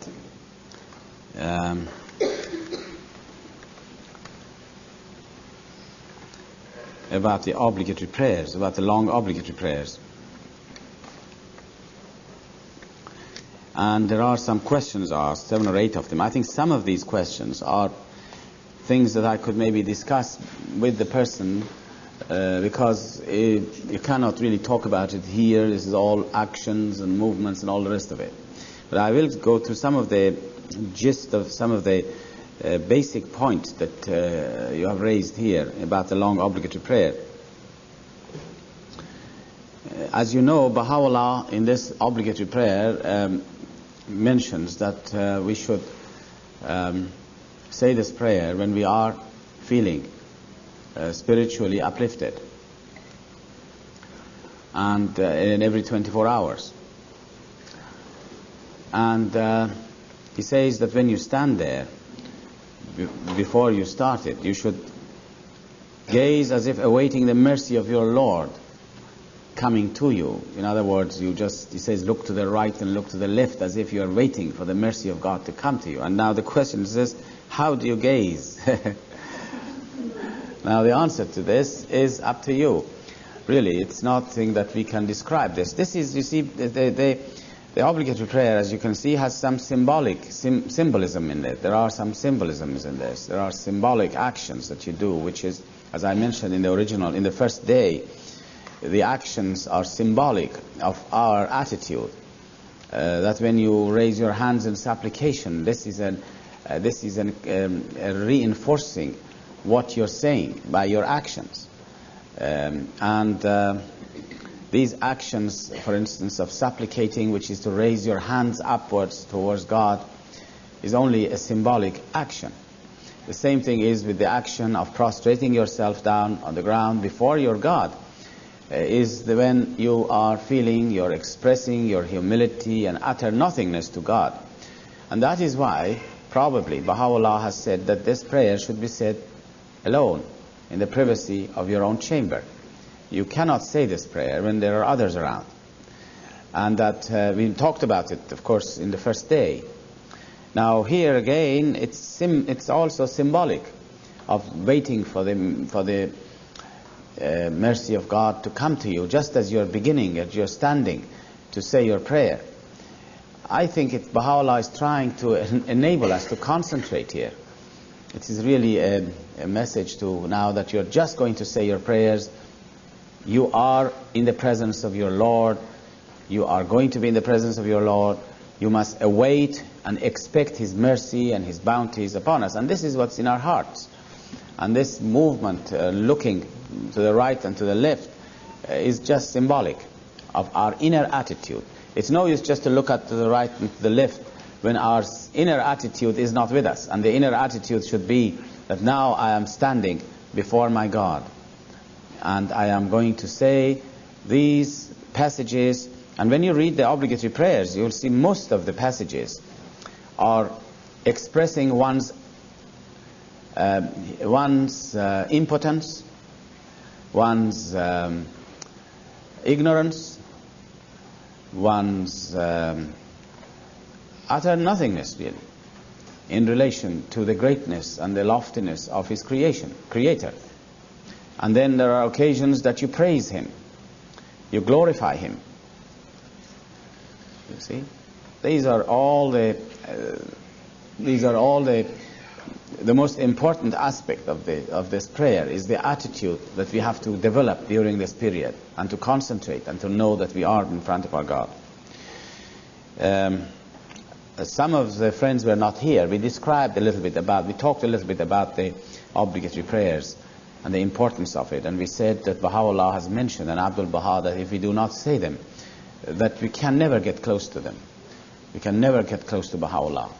And also how important it was. We discussed this in great detail. So maybe if those of you who are not here, maybe one day somebody can tell you about it.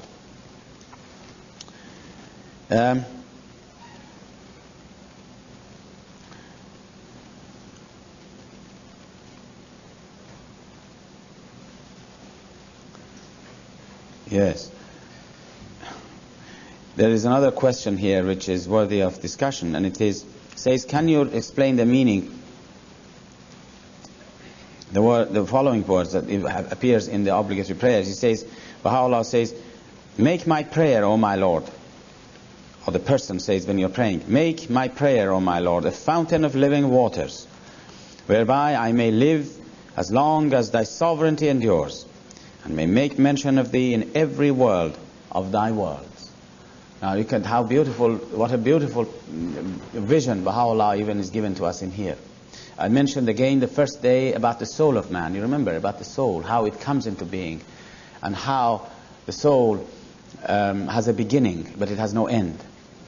And that the soul will last in all the worlds of God, as long as God exists. Now here we are praying that soul, and also we talked about the soul of men in the next life being graded. There will be different grades. How we talked about this. Now here is really one is asking that this prayer may become a means by which we may progress in the spiritual worlds of God, as long as God exists, and make mention of thee in every world of thy worlds. First of all, again, I think we mentioned that the worlds of God is not one, that the spiritual worlds of God are infinite, and there is nothing greater in this life also for a Baha'i, and also in the spiritual worlds of God, than mentioning Him, mentioning the Word of God. You see, the Word of God is the source of our existence. Everything has been created through the influence of the Word of God.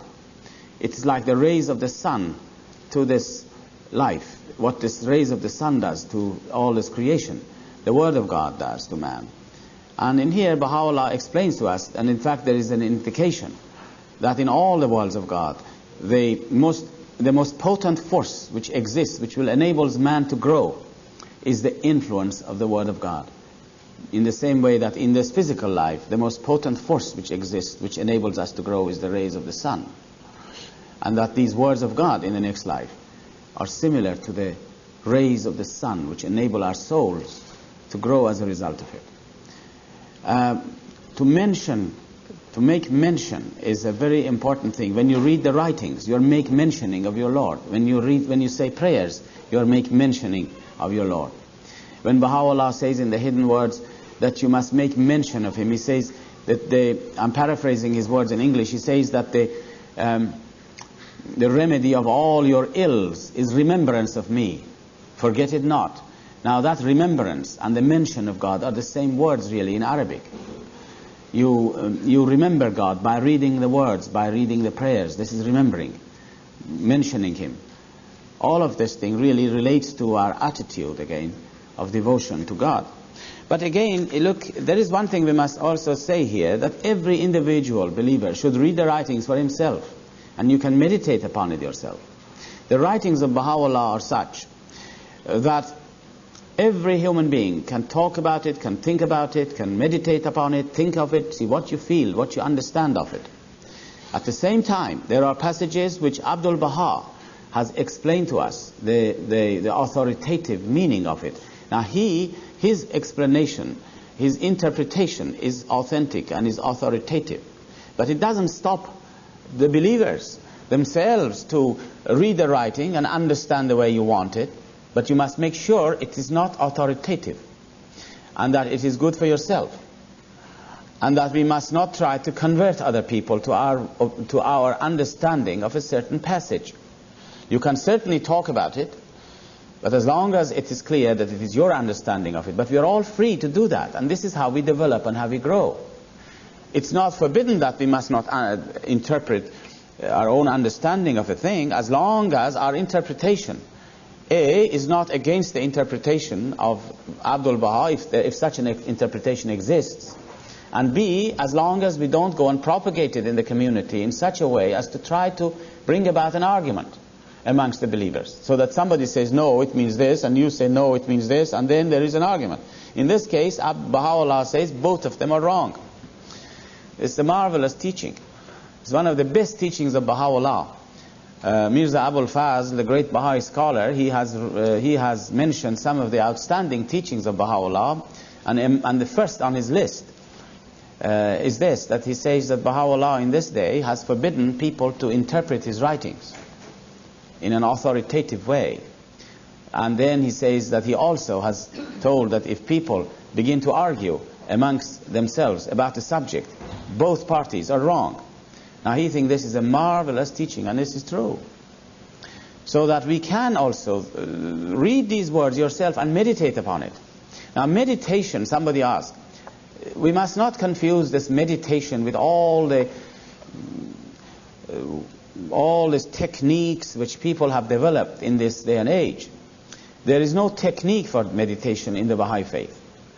It is entirely up to the individual to read the writings and then to think about it and to try to understand it.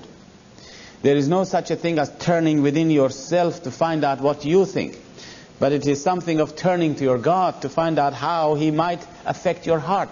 Those of you who were here, we were talking about the knowledge of God which comes to the heart of men. Do you remember that? The first day we talked about it, how knowledge comes through the heart of man, the knowledge of God, and not through your mind. The mind will pick it up afterwards. I mentioned the story the other day about a man who came along and asked me, and he said, I didn't understand this, I don't accept this word of Baha'u'llah.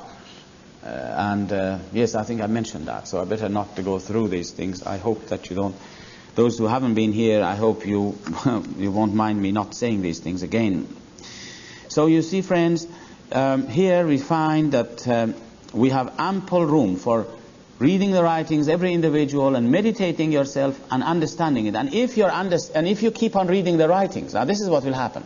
If you keep on reading the writings, if you keep on studying the writings, which is also different from reciting the writings in the morning and in the evening.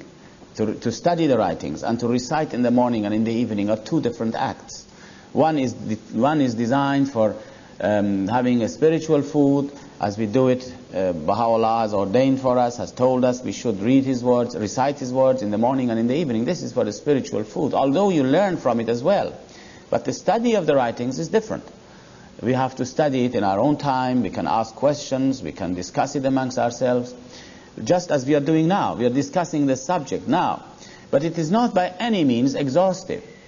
It is only one man's opinion of one's understanding, and that we should read it ourselves. And if we keep on reading and reading, and today you understand something about these words, but I can assure you after a year's time, if you keep on reading the writings, your understanding of that particular passage will so much mature, and you can understand much more than today, provided we turn our hearts to Baha'u'llah and let his light of his knowledge shine within our hearts. So we see meditation in the faith. There is no system, there is no ways, there is no techniques. We have to read the writings, think about it, but turn always to Baha'u'llah for assistance. When peoples of the world, the people who do not have access to the Word of God in this age, well, you can't blame them. They want to know something, and they constantly turn within themselves. And you know, when you turn within yourself, you can find an awful lot of things which is not right. And so we come out with all kinds of ideas. But when we turn to the writings and we pray and we meditate. Now, if you read something of the writings and you don't understand it, don't rebel against it. We must accept and we must submit, and then eventually the meaning of that thing becomes clear to you. But as long as you submit, the minute you rebel and say, I won't accept that, then the doors are closed. And we never will understand the meaning of something. Now I think that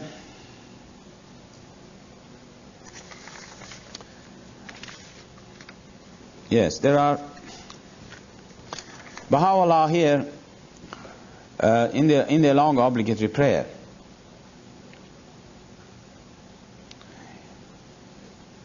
He says, I know the following will refer to Baha'u'llah, but why all these particular words and titles used? I don't think anybody can answer that question. It's only Baha'u'llah who knows why he has used these particular titles. And the word is this.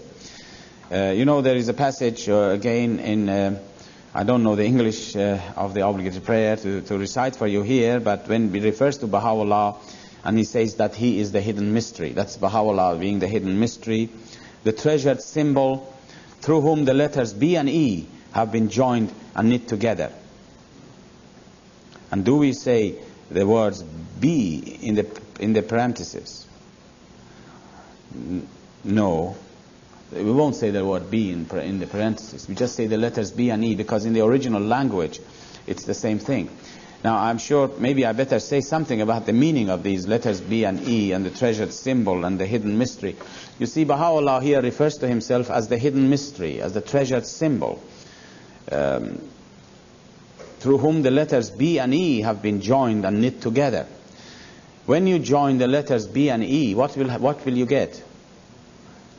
B. Now this is a symbol, this is a call for the creation of all that is on earth and heaven. When God wanted to create, in Islam it is said that when God wanted to create this creation, he uttered one word, and that word, be thou, and then it was. That is how creation came, through the utterance of one word.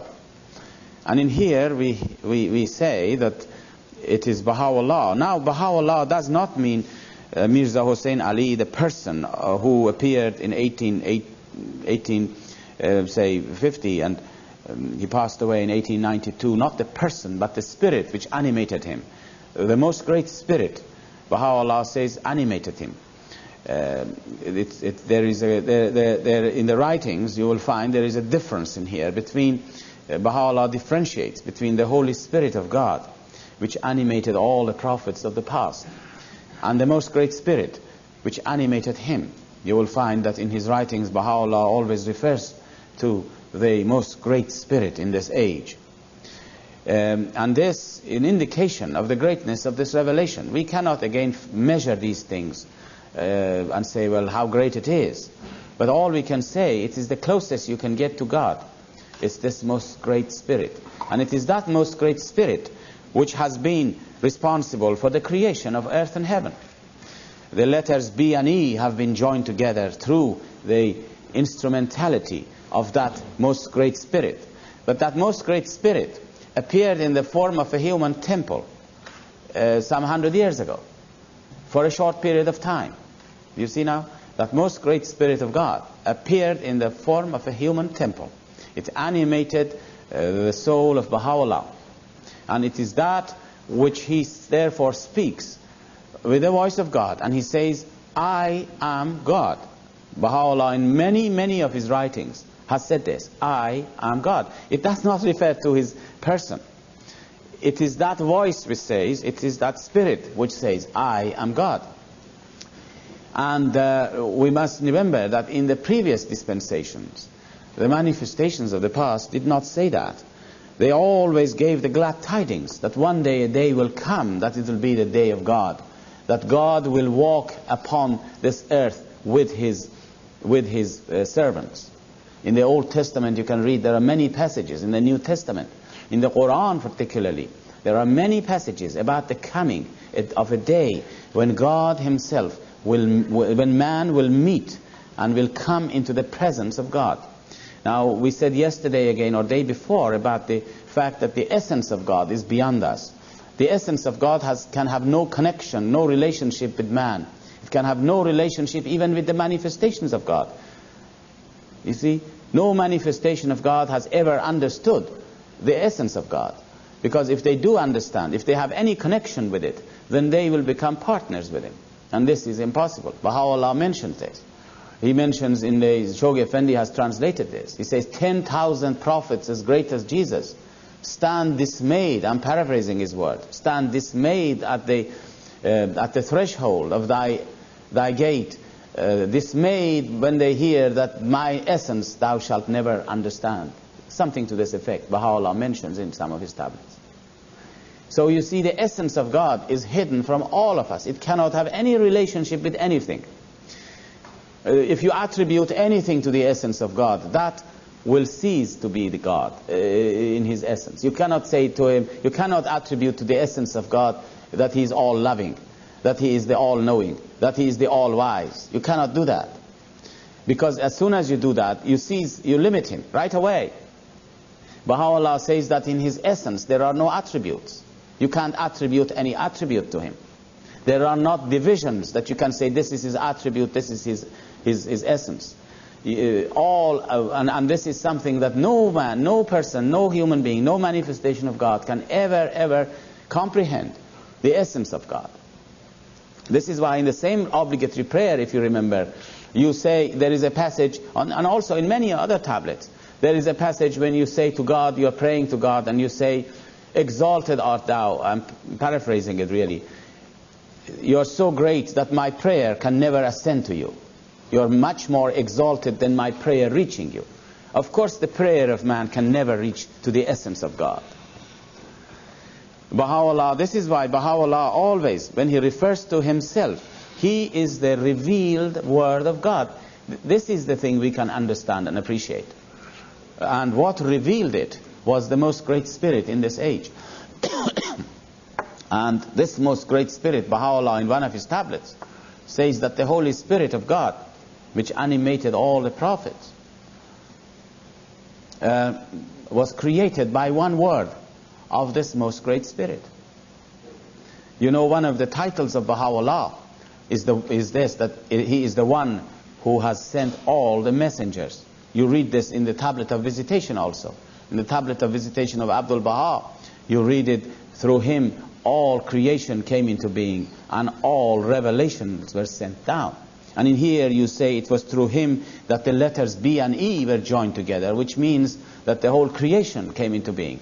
But it is not the person of Baha'u'llah. We must, of course, we are aware of that one. It is that most great spirit which in this day manifested itself. And as I was saying yesterday or day before, in Baha'u'llah, in one of his tablets, mentioned that the purpose, that the reason that God has created us is only so that this revelation may come into being and Baha'u'llah may reveal himself to mankind. Now here we come to see, therefore, that Baha'u'llah refers to himself as the hidden mystery. Now, how can I say what does it mean? If it's a mystery, nobody will understand what it is. The treasured symbol, who can understand what it is? But one thing we understand is that it is the Spirit of God which creates. Again, we should read it and meditate on it. And then comes a point that you believe it. And then when you believe it, you will understand much more of it. And not until you believe it can you understand much more of it. And when you believe it and understand much more of it, your belief becomes much stronger.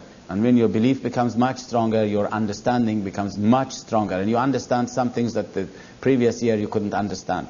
So everything we acquire is through our belief, through our faith. And this is when the heart opens up. It's just like opening the valve of the heart, step by step. And the more you open it, the more truth comes in, the more realities we can understand. Mr. Taherzadeh, I know you have a lot of questions there, but I'll put this in a hypothetical sort of situation. Say a non-Baha'i came to you who had been told, you had taught him, that all the manifestations of God are to be regarded as one and the same. Mm-hmm. That one is not exalted above the other. Yes, I would agree with him. Yes? And he reads these passages in the writings that says Baha'u'llah created them. No, we won't say that. It seemed to say that. No, we won't say that. We won't say that. This is why I was saying yesterday that we have to have wisdom in teaching. We would never say to a person who has never heard of the faith before this. You know, it's like you learn things as time goes on. You can never learn everything at one go. And if you do that, you harm everybody. First of all, I can assure you that let me explain this point that we say the manifestations of God are one and the same, and at the same time we say this is much more exalted. Although I will not explain that now to a person who just wants to hear about the faith. I will say to him that they are all the same, and they are all the same. But when you get deeper in the faith, you will understand. You know, when you come across the divine revelation, we know is progressive. And also, life in here, if you look at nature, anything which has an organic growth, it grows from a child into an infant, into a child, into a boy, into a man. This sort of a development you go through. Revelation is the same thing. There was a time that revelation came in a form of, as if it was like a child, and it revealed all the qualities in it of a child within that revelation. Now, if you look at the child, this child is now 1 year of age. The next year it becomes 2 years, and then eventually becomes, say, 5 years of age. When he becomes 5 years of age, if you go and see that 5-year-old child, where is that 1-year-old gone? The 1-year-old doesn't exist anymore. The 1-year-old is in that 5-year-old. And then that 5-year becomes 10-year-old. And that 10-year-old, the 5-year doesn't exist, and the 1 year doesn't exist. Now they all appear in the form of a 10-year. It's the same identity. So, you are, for example, a person now 20 years of age. But 20 years before, you were a baby. You are the same as the baby 20 years ago. But you are very different from a 20 year ago. So that although your identity is the same, but your powers and qualities are far, far greater. And this is to say the same thing is with the manifestations of God. Christ, Moses, and Baha'u'llah are in these stages. They go through these stages. It's the same reality. But because it manifests itself at different ages, the identity is the same, but the capacities and the possibilities and the powers are far, far greater. You cannot ever compare a man of 21 years of age with a child of 1, although it's the same identity. It's the same person. So that this is one way I say, that you can look at this equality of the manifestations of God, and yet their diversity and their differences. We say the manifestations of God are one and the same, in one sense, and at the same time we say, and the Quran mentions it, Baha'u'llah mentions in the Kitab-e-Iqan, he says, we have exalted some above the others. And this is because of this exaltation is because a child has developed into this growth and become a boy and become a man. Today, today divine revelation with the coming of Baha'u'llah has reached the age, you might say, of maturity. Just like a boy or a little infant has gone through stages until it has come to become 21 years of age. And when you become 21 years of age, for instance, what happens is that you can manifest all your powers within you. Whereas these powers were latent within you when you were a little baby. These powers all existed there. You had legs, you had hands, you had organs, you had brain, but you couldn't use them. They were potential. But now, the idea of coming the age of maturity is that you can use those powers to the fullness. Now, when you explain it in this way, then gradually you must read the writings yourself when you grow as a Baha'i, and then your understanding will widen. Of course we cannot say these things to a person who is not a Baha'i or who wants to investigate the faith. You have to gradually bring him up. It's like trying to say to some person who begins to learn a science or anything at all, you suddenly throw him down the deep end. It's not going to be helpful. You have to gradually bring them up and up and up, step by step. So that this is how the faith grows. Again, I would say that we must read the writings. Read the writings. So that through this, every individual has to understand for himself these things. And that's why I suggested this. I think I did suggest, if I'm not wrong, I suggested that the friends should study the dispensation of Baha'u'llah. And they should study the advent of divine justice, those passages at the end of the book, and read it for themselves. And if you didn't understand it, do not rebel against it. This is the very important point that I mentioned in the first day. Do not rebel against it. Submit yourself to it, and then pray about it, and then read again other things. And someday your heart will begin to understand the meaning of all these things that you once were rebelling, or you wanted to rebel against, or you did not understand it. So, that is what I can say about this subject. Yes? I think Robert's question leads to three more. Sort of. Let's see. Number one, were you telling us earlier today, or maybe yesterday, I sort of understood. Second, a nice galactor in sort of Abraham sense and romance is a physical ability. You know what I mean. From your description, I got the impression that the spiritual part of a person's being is sort of the same thing, maybe it's a small thing. Is that right?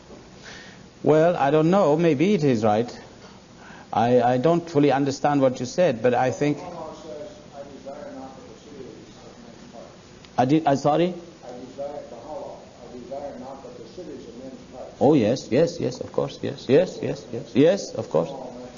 Yes, we said that Baha'u'llah says, your heart is my home, purified for my descent. Yes, this is very true.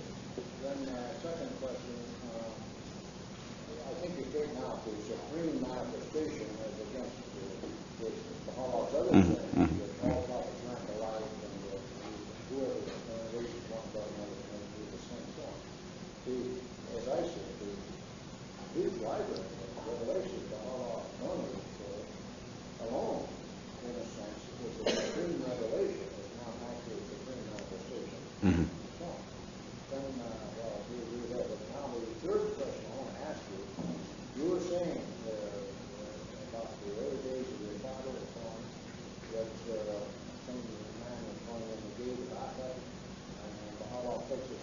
guards had their eyes fixed, you see. Sorry? The guards, it's not Jewish for. Then Melchizedek one day was running around and so forth. If you've seen the movie, you know that Abraham bowed down, the Bible agrees, before this fellow and paid him some time, you see. Now, when you translate from the Chaldean, Melchizedek means Prince of Peace, you see. The only title of it all off.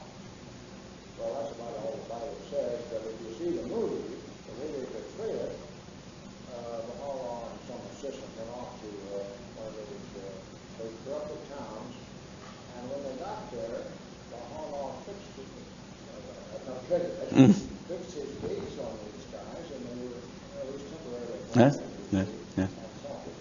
So if this is true, then that's the second time Baha'u'llah pulled that stunt, having descended the way he did that time before he was in the middle.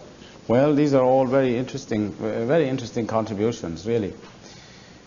One thing now that you said, it reminded me to mention, and that is about the supreme manifestation of God, that you said this. I think I must mention here that Shoghi Effendi in one of his letters, in some of his letters, mentions to us, though, that we cannot put Baha'u'llah on the same level, on the same category as other manifestations of God, because he is a universal manifestation of God. Now, this is something that is that we have to explain to the people when they come close to the faith, when their understanding of the faith grows. We can talk to them about what a universal manifestation of God is. Abdul Baha says every 500,000 years, approximately every 500,000 years, one such manifestation appears, who is a universal manifestation of God. And he initiates an era, a cycle. He initiates a cycle during which time all the manifestations who come will be under his shadow. Now, in order to understand this, I'm going to take you to nature again and give you an example of this in nature. In nature, you will find that a tree, if you have a tree there, the tree is growing. And why does a tree grow? It's because forces are released to it at the springtime. The springtime comes, releases forces of nature and forces of life, and the tree begins to grow. And then the growth stops. And then another springtime comes, it gives it another impulse, and the tree gets a little bit bigger. And so on, it goes on and on. Every springtime, this process repeats itself so that the tree will continue to grow. But one springtime is a very special springtime in the life of the tree. There is one springtime which is a very special time. And that is the springtime when the tree for the first time gives its fruit. This is a very critical and a very special springtime. We say the tree has now matured, has reached the stage of maturity, it has given its fruit. Now, whatever fruit the tree gives, see how vital this year is, how vital this springtime is, because whatever fruit this tree gives, all the other future springtimes which will come cannot change it, and will not change the nature of the fruit. Springtime after springtime will come, but it will never change the nature of the fruit, although it makes the quality better. Now, this is exactly the same thing as the revelations of God. When the first time the manifestations of God appear, like Moses and Christ and Muhammad, their job was to give an impulse, a spiritual impulse, to the body of mankind. The humanity grew as a result of the appearance of these manifestations of God. Every time they came, it grew more. At the time of the coming of Baha'u'llah, the coming of Baha'u'llah is responsible for bringing forth the fruit of humanity. And do you know what the fruit of humanity is going to be? The oneness of mankind. This is the fruit that we are going to give on this planet. And this has come about because this particular springtime of Baha'u'llah had been destined to bring forth the fruits. Now, whatever fruit this revelation brings forth, which is the oneness of mankind, all the prophets of the future are limited, in a sense, to promote it. They can't bring anything newer than that. In fact, this is true. On this earth, you cannot have anything more than the oneness of mankind. So that in one sense, this is the meaning in one sense, that all the prophets who come in the future are under the shadow of Baha'u'llah, means their teachings must revolve around the basic principle which Baha'u'llah has produced, the oneness of mankind. And I was mentioning this morning, about the Baha'i civilization that Shoghi Effendi talks about, the birth of Baha'i civilization. And he says that humanity will become so noble in the future, the emphasis will be on nobility, that this child of Baha'i civilization will have to grow as a result of the coming of successive manifestations of God in this cycle of 500,000 years. So in that sense, we can say that Baha'u'llah is a universal manifestation of God, or sometimes you say he's a supreme manifestation of God. But of course, we must gradually explain these things to people. And this is where the wisdom in teaching is, you see. I was in a meeting the other day in Ireland, and we were talking with some very staunch Roman Catholics about their faith. And after I spoke a little bit about Baha'u'llah's teachings or revelation, the man said, well, he thinks it is very good, but Christ was definitely much more exalted. I said, I agreed with him. It's all right, because as far as he's concerned, this is true at this stage. And we are not going to disagree with him. We are not going to, in here, go on and fight over all these things. If I would have told him, no, this is wrong, they're equal, he wouldn't have accepted.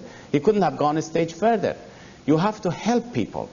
Not to everything they say to disagree with them. You just hear it, you just make a remark about it, another remark. Gradually, if you can bring them closer, they come to a time that they will say, yes, he's equal. And then when they read more and more, they find that he is not, in a sense, that this is a universal manifestation of God. This is the difference. Now, well, I suppose we can go on and on these things. I don't know whether what I have explained is any good or sufficient for your questions. Now that I've talked about nobility of man, that Baha'u'llah says humanity will become noble in the future, it reminded me to tell you something when he describes a little picture. He gives us a little picture of the future, a little glimpse of what the future world will be like under his revelation and because of his revelation, something we cannot visualize even. And I'm not going to go into all details of all the things he has said, but just will give you one example of it. You know, there was a time that Baha'u'llah was in Baghdad, and Nabil has recounted this story, which is not published yet fully, and or at least the Nabil's narratives are not published yet, that part of his narratives. But we have this section of it in which he describes that how one day he was seated and some as you know, Baha'u'llah, he asked some questions. He asked certain questions. And the question was basically this: how can I believe that the Bab is a manifestation of God? The Bab. Baha'u'llah, I mean, I'm sure if it was me, I would immediately go and say, oh, this is the proof, this is the proof, this is the proof. Or I would immediately begin to talk about the Bab. But Baha'u'llah knows that this person has not understood the reality of his prophet. The reality, I said, of his prophet, Muhammad. He has not recognized it. Because if he had recognized it, he wouldn't ask this question. He would immediately recognize the Bab. You see, there is a great deal of difference between knowledge and recognition. We are going further and further from the subject, but I'll bring you back again. Don't be worried. You know that there is a great deal of difference between having a knowledge of something and being able to recognize something. I'll give you an example of this.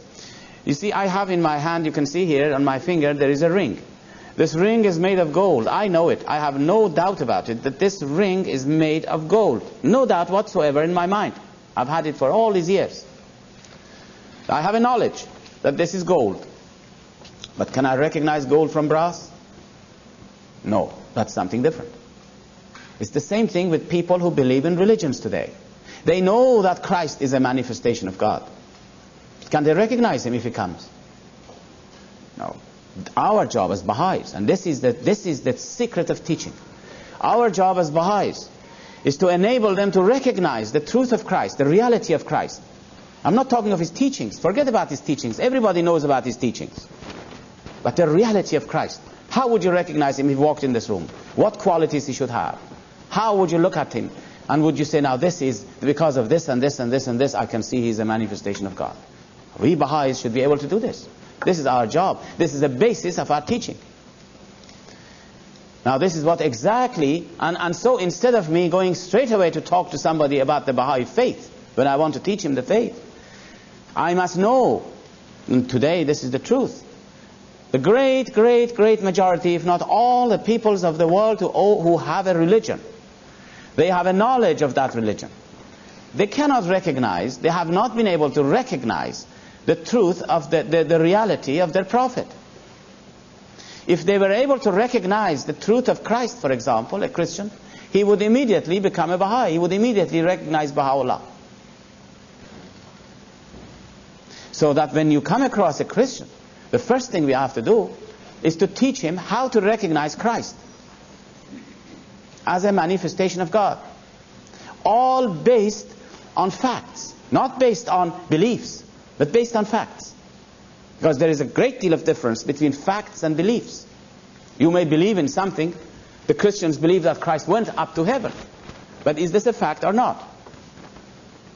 Fact is something that nobody can deny it. For instance, the existence of China is a fact. Why is it a fact? I haven't been to China. You haven't been to China. But the reason that we say it's a fact that China exists is because nobody has denied its existence. It becomes a fact. But what would you do with something which some people denied? It's not a fact. It could be true, it could be a fact, but it is a belief. So that we must be able to explain the reality of Christ, not with what people believe, but with facts. So that nobody could deny those facts. Here, 2,000 years later, you can prove the truth of Christ's mission 2,000 years later in such a way, in many ways, when you read the writings, in many, many ways, that nobody can deny them because they're all facts. And it becomes very clear. That's how you recognize Christ. And when that person accepts that, then you talk to him a little bit about Baha'u'llah and can show him the similarities. This is what Baha'u'llah did when this man asked him about the Bab. He said, how can I believe in the truth of the Bab? Baha'u'llah knew this man does not know, has not recognized the truth of his religion, the truth of his prophet.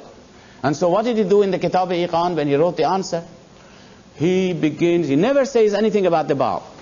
He begins to talk about Noah, talk about Moses, talk about Jesus, talk about Muhammad. He talked about all the old religions and history of old religions and a lot of spiritual facts. He brings out from all the basic, and he builds the foundation. What is he doing? He's building the foundation all the time. It's like somebody who comes along and asks you, as I said yesterday, he says, tell me about electricity. And what would you do? You teach him all about mathematics. You keep on teaching about mathematics, constantly teaching about mathematics until such time that you can tell him, now this is electricity. Now this is what Baha'u'llah does. In the Kitab-e-Iqan, he talks a great deal about the past, making him to recognize the truth of some of the things of the past. And then at the end of the book, a little portion of the end of the book, maybe 10 pages, 20 pages at the end of the book, he applies everything to the Bab. How clear it becomes. Of course, and this man, when he received it, he recognized. He became a believer. Now you see now, this is one of the things we must remember in our teaching work. We must not, when you're teaching a person who is a Christian, for instance, you must teach him first to recognize the truth of his religion. And this is really the thing we must learn. Not to talk about the teachings of Christianity. Oh no, the teachings of Christianity is clear, the history of Christianity is clear, but how to recognize Christ as a manifestation of God. Now these are the things that in seminars, you'll have to have seminars in which you can discuss these things so that we can be able to do that. And therefore, when we are teaching the people a faith, we don't begin with suddenly indulging in all these subjects which we Baha'is often are in the habit of doing, of bringing the teachings, bringing the history of the faith, but first talk to him, confirm his faith, confirm his religions. And it is at least my custom is that whenever we have a meeting with the people who want to know about the faith and we are teaching him the faith, First of all, you must know what they believe, as they were saying yesterday. And once you believe what they say, if they are a religious person, maybe 10 sessions, you talk to him about Christ. Nothing about Baha'u'llah. Continuously, until he really recognizes Christ. And then it's very easy to apply these things. And then this person, who is staunch in his religion, become more and more inclined towards the faith, until such a time that he becomes a very staunch Baha'i. He has the full background, and the foundation is perfect for it. Strong foundation. Oh, I don't know why we went into that. Oh yes, I was going to tell you about the story of Baha'u'llah in Baghdad, when he was sitting there and he was talking to some of his disciples. And then some of these princes arrived, 2 or 3 princes. And Baha'u'llah changed the subject immediately. See? And when he changed the subject, one of these princes objected. And he said to Baha'u'llah, how is it that when we come in, you change the subject? He says, you are speaking about spiritual things to these people. But when we come, you talk to us about worldly things. What is the news of the market? What is the news of Persia? And all these things. And then Baha'u'llah had to tell them.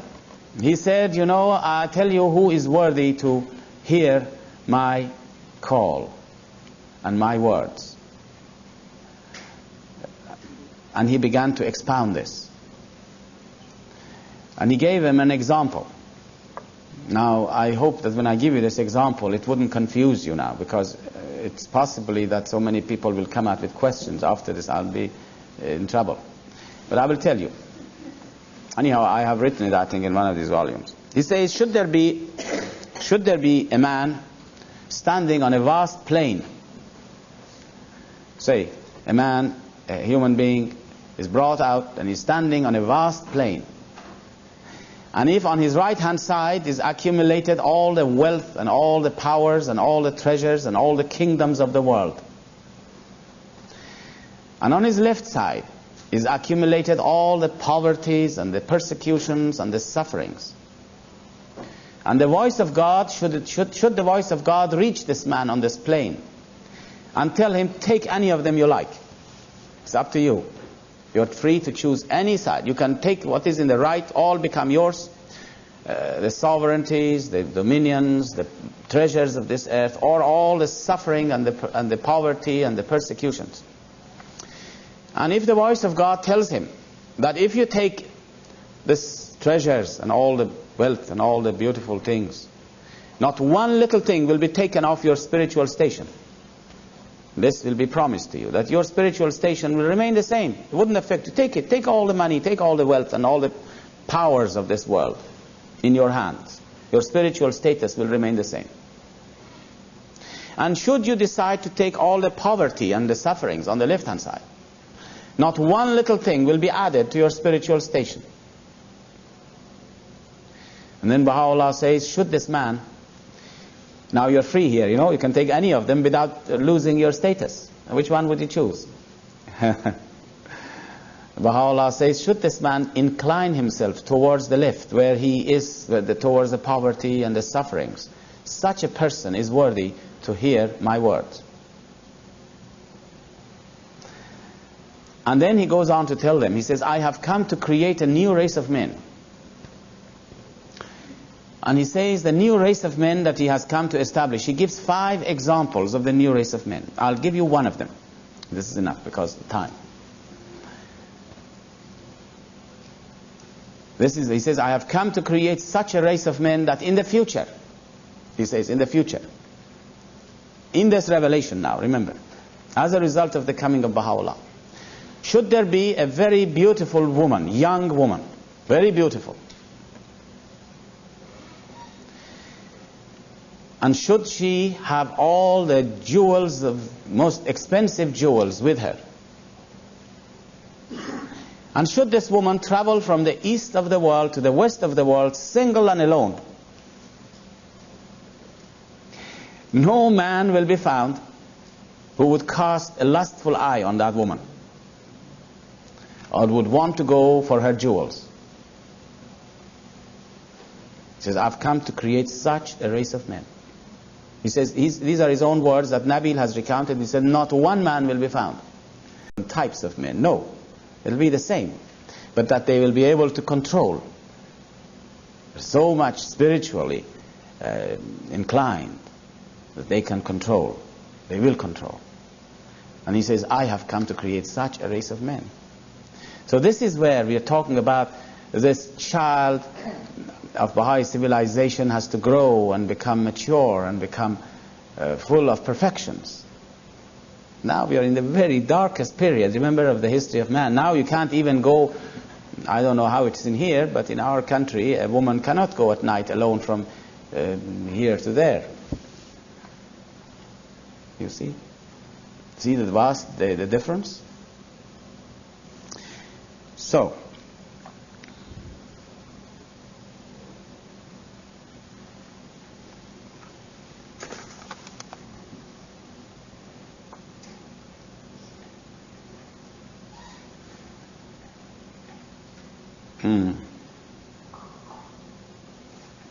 there is another question about the hidden words, and again I would advise you to read it yourself and find out. I entreat thee by thy footsteps in the wilderness, and by the words, here am I, which thy chosen ones have uttered in this immensity, and by the breath of thy revelation, and the gentle winds of the dawn of thy manifestation, to ordain that I may gaze on thy beauty, and observe whatsoever is in thy book. Well, I suppose the things which are probably needs a little explanation here. I entreat thee by thy footsteps in this wilderness. Thy footsteps in the wilderness is what I said before. It is the fact that God, the most great spirit of God, the most great spirit, appeared in the form of a human temple. The human temple who walked on this earth. This wilderness is this earth. You know, in one of his tablets, Baha'u'llah says, all the spiritual worlds of God are crying out and saying, blessed art thou, O earth, for thou hast been made the footstool of thy God. I'm paraphrasing his word. So that really, when you say that thy footsteps in this wilderness, it means God manifesting himself in the form of a human temple. And by the words, here am I, here am I. Now, the word here am I, this is an Islamic reference to an Islamic saying that when, in the day of judgment, God manifests himself, that peoples of the world will turn to him, will run to him, will go to him, those who are spiritual, those who are recognizing. And this call of here am I means I am your servant, I believe, I am your this is what the believers said. This is the call of the believers. This is the call of the early disciples, of the dawn breakers, who come and say, here am I, which thy chosen ones have uttered. Means those people who have been the disciples. They call out when the Lord appears. They run to him and they recognize him and they say, here am I, here am I. And then, by the breath of thy revelation. Well, this is obvious. The breaths of thy revelation means the forces which this revelation has been released in the world. And the gentle winds of the dawn of thy manifestation. These are all expressions of the...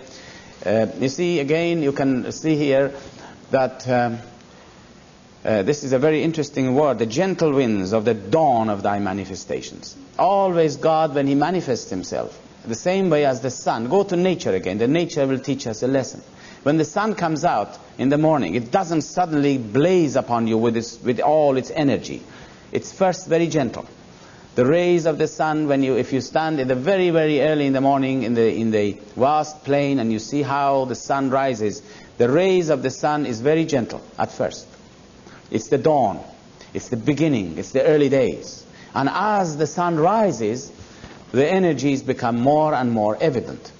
And this is exactly the same thing as revelations of God. When Baha'u'llah appeared, the gentle winds of the dawn of his revelation were really obvious. They were gentle. This was a time that Baha'u'llah was in, for instance, the mountains of Kurdistan. some of the beautiful writings he has left behind, although I mentioned the other day that most of his words were not recorded. Some of those beautiful words, you know that prayer you have, which is translated into English, create in me a pure heart, oh my God. This is, for instance, revealed in the mountains of Soleimani, in the mountains of Kurdistan. Or the other one that I don't know the English of it was revealed there as well. That's a good way of saying it, isn't it? There are several of them. Create in me a pure heart, isn't it what I said? Yes, this is one of them. And there is another one which is a very favorite prayer of mine, but I don't know which it is in English. From the sweet scented streams of thine eternity. You know, these are the gentle breezes of the revelation of Baha'u'llah. And when you come further and further into the revelations later on, as the sun rises, you come across those passages when Baha'u'llah identifies himself with Godhead. I am God, you know. The revelation takes its shape of power and authority. This is the face of your Lord. You see? So that here we come to probably when you look now when you read it, maybe it will be of some help. And I think this would be sufficient really, and I'll see you.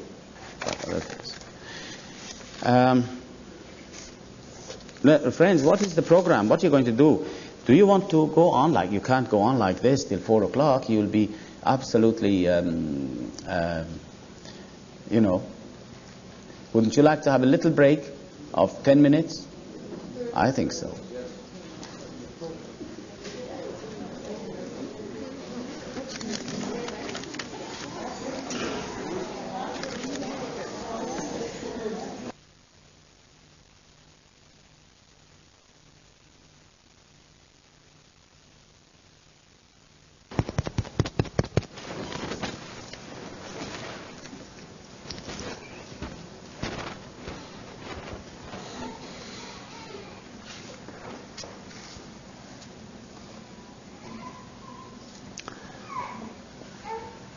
Well, friends, I always, when it comes to the last session, I feel very sad.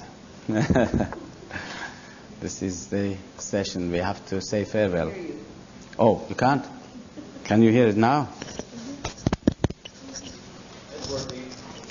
Yes, I was saying that the last session is always a sad occasion, especially for a visitor. And especially when one sees such a marvelous community, really, as I have seen here in this 2 or 3 days, really. And but this is the way the faith is growing now all over the world, is through the influence and the work of the power of Baha'u'llah. Everywhere that you go, you come across such beautiful faces all over, everywhere you go. Everywhere the friends have become luminous in their work, in their faces, in their spirit, in their work. And this is what gives us encouragement and hope for the future.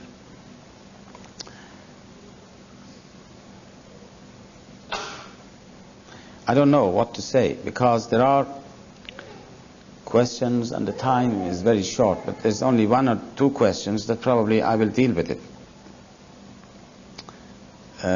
Now someone asked me a question, and I am not sure whether that person is here or not, but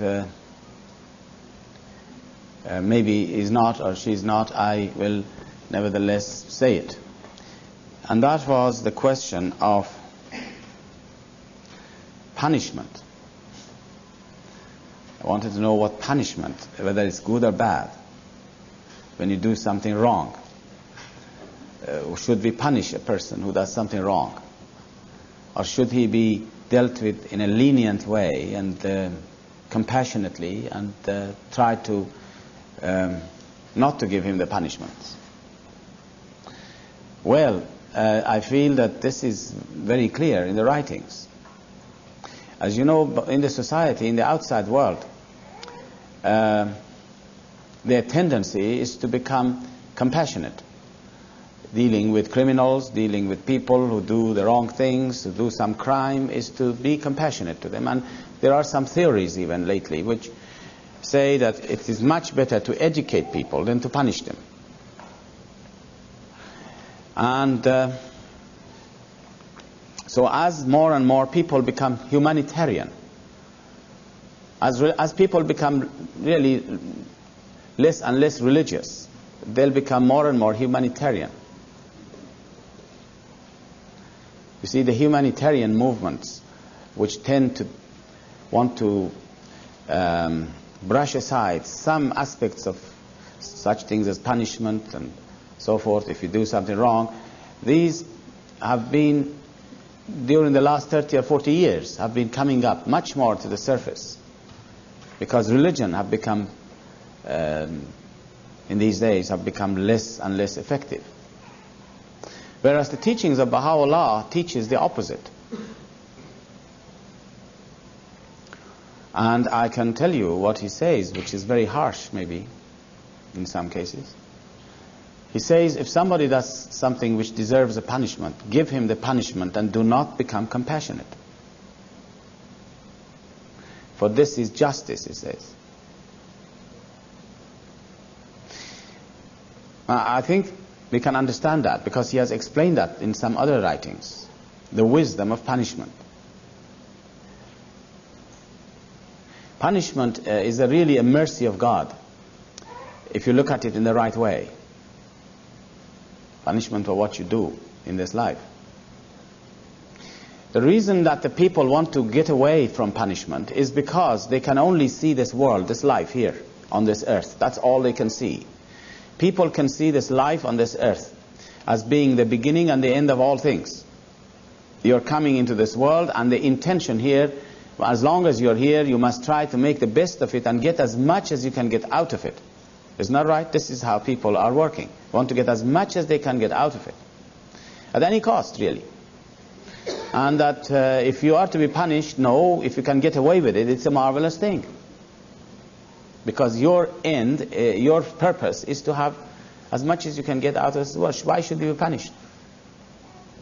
Now, Baha'u'llah does not share this view at all, because he sees further than this world. You remember in the first day we were saying that this world is not a place to live in. This is only a temporary period for acquiring qualities and perfections. That in the next life, that is where the real life of man begins. In the same way that the life for a child in the womb of the mother is not to be in the womb of the mother, but to be born and to live in this world. Now, Baha'u'llah explained this principle of punishment in this way. He gives an example.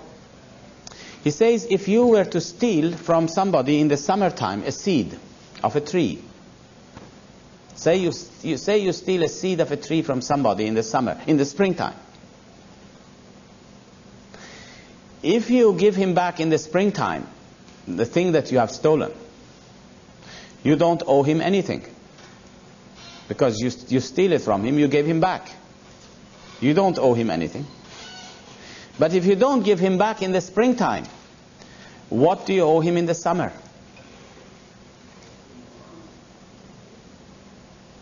You owe him a tree, not a little seed, but a tree and the fruits and all the rest of it. You see now the very great wisdom in here? In other words, if I do something wrong in here, if I pay for it here, in this life, my burden in the next world is not much. I don't owe anything to anybody. But if I don't pay it here, how much do I have to pay it in the next life for what I have done and I have not paid for it here? You see now, can you see the wisdom here of punishment? Of how it is a mercy of God, in fact, that in this life, if you pay for it, it is light. But who knows how much you have to pay for it in the next life. You for instance, kill somebody here. Well, this is a terrific crime, taking someone's life. How much is it worth in the next life, do you think? How much do I have to pay for it in the next life? Cannot be estimated. So that This is why Baha'u'llah says that all his commandments are a mercy to him. Mercy to man. All the commandments of God, if you look at it, there is a wisdom, there is an understanding. And how much the world is unaware of these spiritual realities, spiritual truths. Well, now, there is one question which has come in here, and it's the last one, and then I will want to really say very little. Then after that, you must have been tired and exhausted of hearing me all the time. Pardon? Is justice and punishment to be used on an individual basis? No. Oh, no. We are talking of institutions. Institutions of humankind. And this, of course, as far as the Baha'is are concerned, the law of Baha'u'llah, the laws that he has brought, these laws are for future of mankind, not for the present society. The present society cannot implement the laws of Baha'u'llah in fullness at all. Until a Baha'i government comes into being, you cannot implement the laws of Baha'u'llah, and it is then the institutions which must, the institutions of government which must then apply the law. There is a question here about the equality of men and women, and that how it is that women are not members of the House of Justice. Well, now, I'll briefly deal with it. You know, Abdul Baha has answered this. He says in the future you will know the answer, the reason for it. Now, the future, when the future is, I don't know. Some people think they can know it now. Now, it's up to you to think about it. Some people think, no, they have to wait. I tell you someone who told me he knew it now, and that was a woman. She said, you know, the members of the House of Justice, do you know what their functions are? First of all, let me put one point in here, which is a very important point. You know, in this life, we have equality of men and women according to the teachings of Baha'u'llah. Equality of men and women in rights and privileges. The fact that men and women are equals is because their souls are equal. The souls of men and women, there is no difference between the soul of a man and a woman. And that is what's important in the sight of God. What is the use of a body? It will be perishing. But the soul is very important. And so when we say that men and women are equal, in the first instance we say that the soul are the same in the sight of God. The second thing we say is that they are equal in rights and privileges. The third thing we can say is that we are not equal necessarily in our functions. And this is true. The functions of men and women, so many functions we are sharing together, and we are equal in our functions. We can do similar things. Man can do something and woman can equally do the same thing. But there are some things which men can do better than women, and some things that women can do better than men. And then there is a third category. There are some things that is exclusive to men and exclusive to women, which means men cannot, for instance, bear a child. This is exclusive to a woman. You see now how different we are at the same time? So once we understand what we mean by equality of men and women, in the soul, in our rights and privileges, and in some of our functions, but not necessarily in all. And there is, I want to mention another principle, which is a very important principle. We are constantly talking about equality. There is no such a thing as equality, by the way, amongst the human race. In fact, there is no equality in this existence. If you look at nature, there are not two things the same. You cannot find two blades of grass to be the same. Two blades of grass are not the same. Everything is unique. That God has created, everything is unique. Your fingerprints are unique. Our cells are unique. Even, I'm told by some doctors, the cells in the body are unique. In the bloodstream, they say these red globules. One of the doctors was telling me, they can see that each globule is different from another one. They're unique.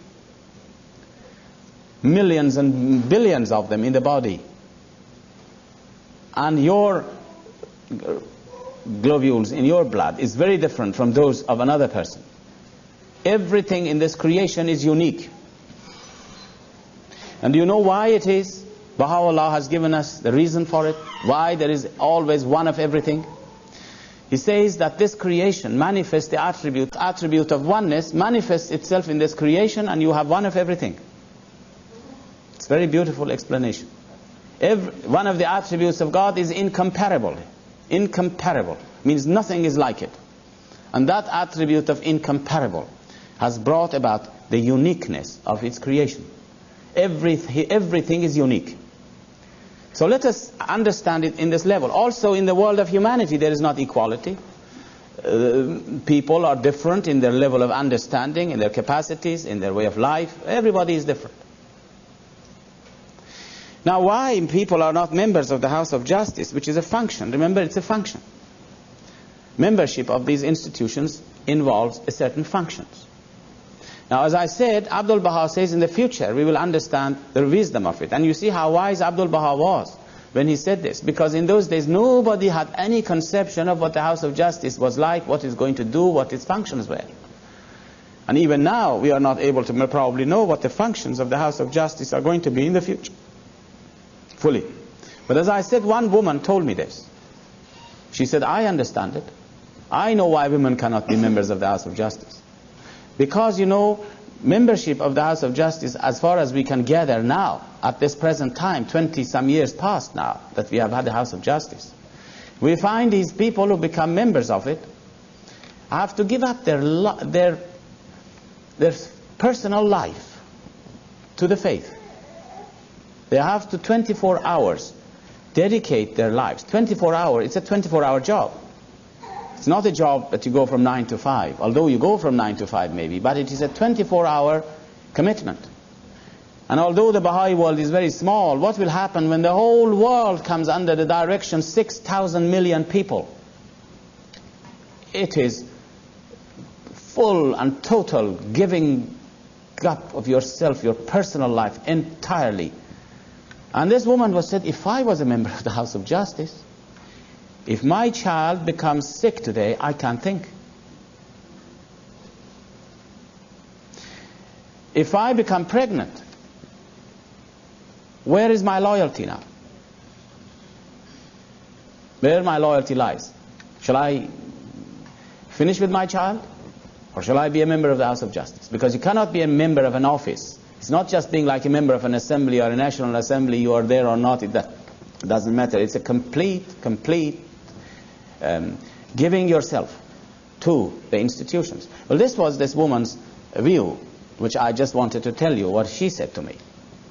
But as Abdul Baha says, in the future we will understand it. You know, the functions of the House of Justice is for us it's very important to understand and appreciate the position of the House of Justice today. We are tending to think of it as a grand national assembly or a grand international assembly whose members we happen to know. You know, this is the fact that we know these members, they were our friends, they used to work with us, and now they sit in this international body. It gives us the view, well, fair enough, it is just one of those, it is of course higher, we say, than the national assemblies, and it's got a lot of responsibilities. But really and truly, I wonder, well, I have had the honor and the privilege to be in the presence of the House of Justice. I can tell you what it is like, the very room in which they consult and when they meet as a national assembly, as a universal House of Justice. You know, you meet the members outside the room, you meet the members here and there, they are your friends, you talk to them, they are very humble people, but that is not the point. They have no rights or privileges, as you know. There is no station for them. There's no station for them, really. They have no station in that sense of being anything other than an individual Baha'i. You see, they are an individual Baha'i. The hands of the cause of God have a status in that sense that Shoghi Effendi mentions in this faith. We have various forms of governments incorporated in the faith. Various forms of government, he enumerates such things as democracy, autocracy, theocracy, democracy, and aristocracy. And he says the good points of each one of these have been incorporated in the institutions of the faith. well, the hands of the cause, you might say, is like the aristocracy we have. But they have no authority, remember. This is one of the things we must remember. They have no authority. The authority lies with the national assemblies and the local assemblies and the House of Justice. But what I was saying to you is that really we are inclined to think that the House of Justice is just an international body of 9 people we meet. But do you know, when you go and you sit in that meeting of the House of Justice, which meets as the House of Justice, it is a tremendous, tremendous power you can feel. And it's up to you. It's all up to the individual who goes there. It's the same way that it was entirely up to the individual who saw Baha'u'llah. How he felt was entirely up to him.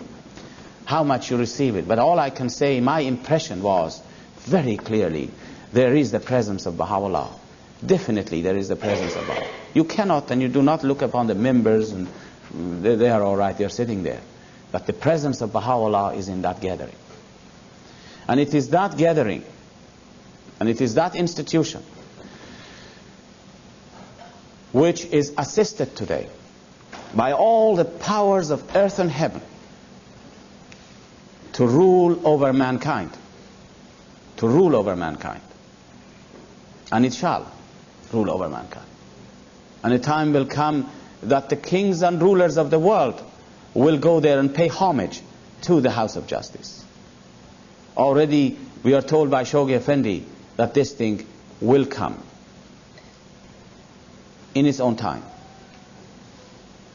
He describes the story of the pilgrim kings in his Persian writings in such eloquent manner that how these kings and rulers of the world will discard their kingdoms, some of them, or they will bring their crowns to the threshold of Baha'u'llah, how they will surrender themselves to him, how they will pray with the utmost devotion, and how at the end of their pilgrimage they will go to the House of Justice to receive their instructions of what to do. And this is why when you go into the building of the House of Justice today, there is a magnificent hall, a banquet hall for the reception of the kings and rulers of the future. And mankind is absolutely asleep about this. Doesn't know what is happening at all.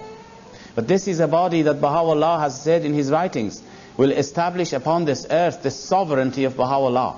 The sovereignty of Baha'u'llah will come into being through the instrumentality of this great institution, which has to guide us, because Baha'u'llah is guiding it step by step. Every step that they take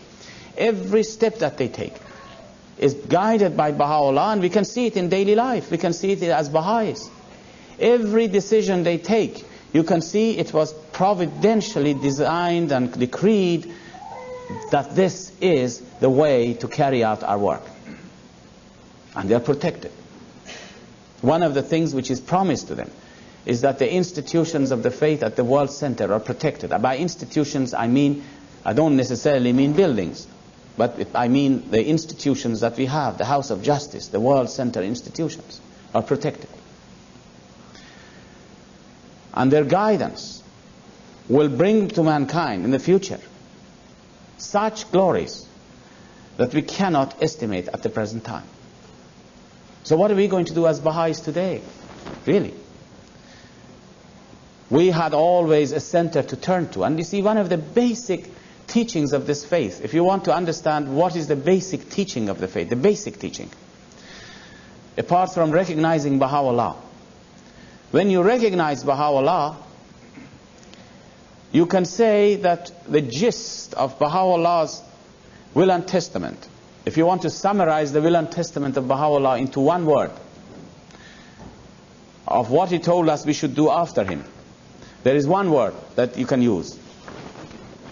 And that word is turn to. Turn to. Baha'u'llah said after him, he said, turn to Abdul Baha. And that's finished. Full stop. He is the center of the cause. If you want to know what is the will and testament of Abdul Baha in one word, it was turn to. Turn to Shoghi Effendi and the House of Justice. Now, today, we have to turn to them. And how do we turn to that body? We turn to that body with devotion and with love and with a feeling of humility that it is Baha'u'llah's sovereignty. Do not look upon people there, but look upon the institution. Of course, the people are also honored and respected by us. We venerate them, we respect them, because they are sitting on that supreme institutions of the faith. Whoever it is, Baha'u'llah says, I will guide them. Whoever it is. You elect 9 people. And whoever they are, Baha'u'llah says, I will guide them. Now this guidance which comes to the House of Justice is not a guidance which comes in a form, now here it is, it just comes down and sits on the table for them. But whatever happens, they discuss matters, they investigate matters, and the guidance comes when the decision is made. Once they decide, they know it is the right decision. Who is in the world today? Which one of the councils of the world, whether it be religious or political, which councils in the world can claim that their members go into consultation together and they come out and they say, we have made the right decisions? And be sure that they have made the right decisions. Who is there? Who can say that? But the members of the House of Justice can do that. They go into this chamber, they discuss things, they come out and they know they have made the right decisions. The decision is right. And we have seen miracles. If you really look at what they have done, you can see miracles. Every direction that they have given to the Baha'i world has been instrumental in promoting the faith in miraculous ways.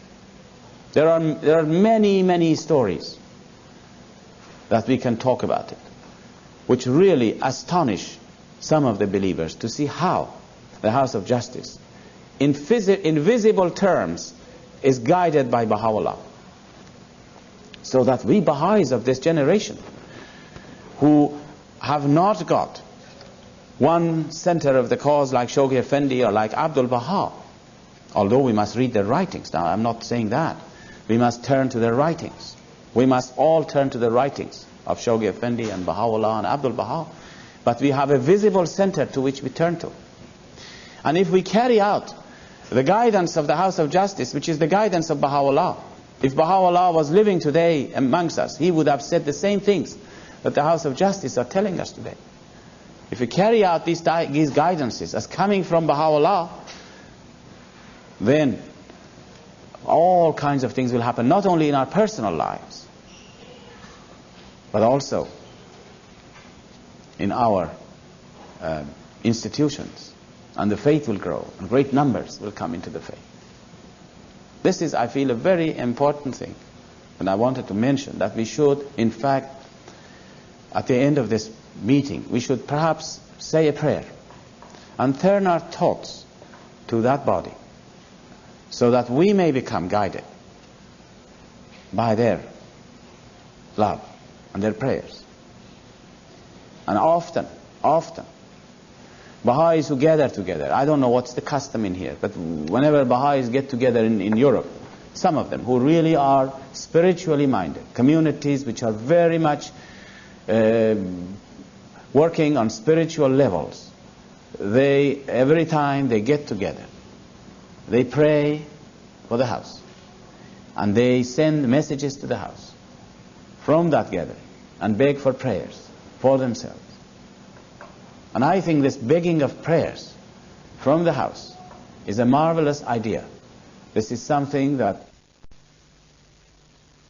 feel that our communication must be a communication not only to pray for them, but to beg for prayers, every great undertaking that you do.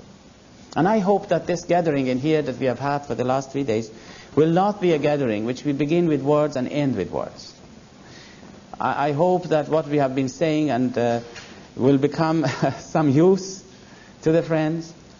And I hope that the suggestion that I made to forget all the things that I have said and to remember those points, by which time maybe you have forgotten all those points by now, we should really try to think about it and to give 1 or 2 hours a day, every person, no matter who we are, to Baha'u'llah for teaching the faith personally, on a personal level, if we do that on a universal scale, and religiously give 1 or 2 hours a day in discipline ourselves, and also read the writings in the morning and in the evening, in the same way that I told you the story of this Irish girl in Paris, of how she would do it. This way, we can then bring great victories to the cause of God. And then, really, we must thank Baha'u'llah. I think we can't do anything else but to thank him all the time, that he has brought us together in a unity and love. And this love and this unity that we feel in our hearts is not because of ourselves. It's not because of us that we love each other. We are very insignificant otherwise if we divorce the faith from ourselves. Very insignificant. All that is there, and this beautiful spirit that is generated when we meet together, is because of the love of Baha'u'llah, because of his spirit which comes through us. I hope that I am in a way looking forward to meeting the friends again in other parts of this country, your beautiful country, and I'm hoping more and more to meet more of the indigenous people. I feel we have a duty, a responsibility ourselves to attract them to ourselves, to bring them together, to become as one people.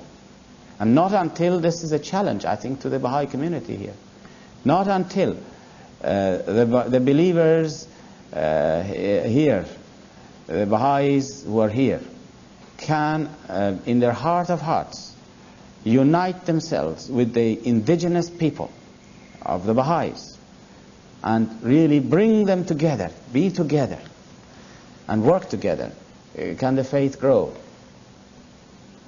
I remember some years ago we had, I'm not saying that these things happen in here because I don't know anything about it really, but I know some years ago we had what they call it a breakthrough in Scotland, bringing a good number of people. There again I mentioned there is a class distinction, very, very clear class distinction in England. In here you have race distinction, race class, races. Over there it is the prejudice of class. And I remember one particular group of people came into the faith who were belonging to the working class. And then we had the middle-aged Baha'i, middle class people who were Baha'is previous to that. They never were united. It was a lip service unity, which both sides felt, or at least the others felt. And then the whole thing was disintegrated. The whole thing collapsed. The faith did not go forward. And I think not until this unity is real, that we love to embrace them and involve them in our works, in all the spheres of our activities, can a multiracial community such as this grow.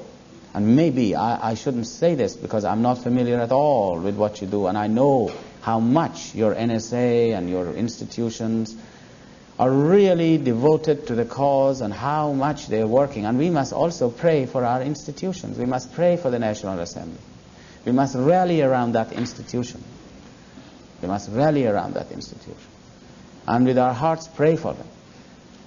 I mentioned yesterday how the institutions are weak today. They are going through the stages of infancy. We must not look upon what decisions they make. They could make all kinds of decisions. They could make a lot of wrong decisions. We are not concerned with that.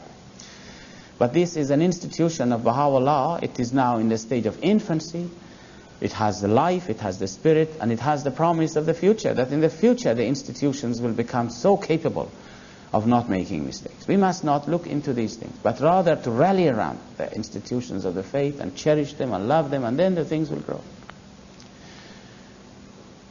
I have to say farewell to you now, people who are in this part, and really I cannot describe the joy and the spiritual upliftment which had been with me during these 3 days that I have visited you.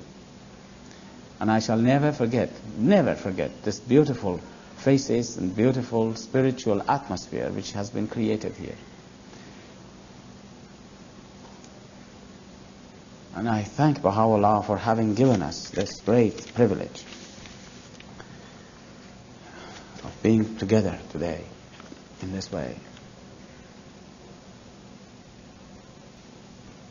For the friends and for this country, I'll say a prayer.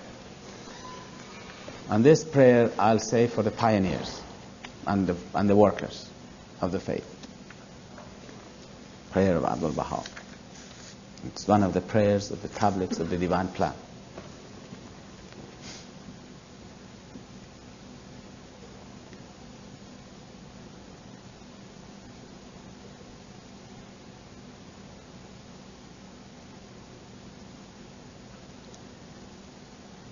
والله ای خداوند بی همتا،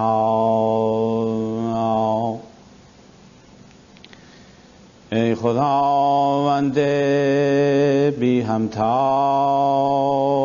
ای رب الملکوت، این نفوس سپاه آسمانی تو اند، امداد فرما و به جنود ملأ اعلی نصرت کن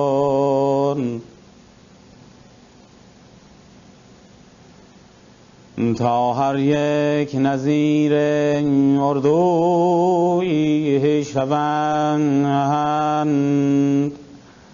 و آن ممالک را به محبت الله و نورانیت تعالیم الهی فتح کنند. ای خدا، ظهیر و نصیر اونها باش و در صحرا و در بیابانها و صحراها و در کوهها و صحراها مونس اونها باش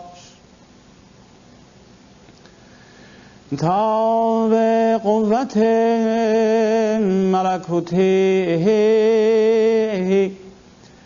و نفسات روح القدس فریاد زنند. توی مقتدر و عزیز و توانا و توی دانا و شنوا و بینا.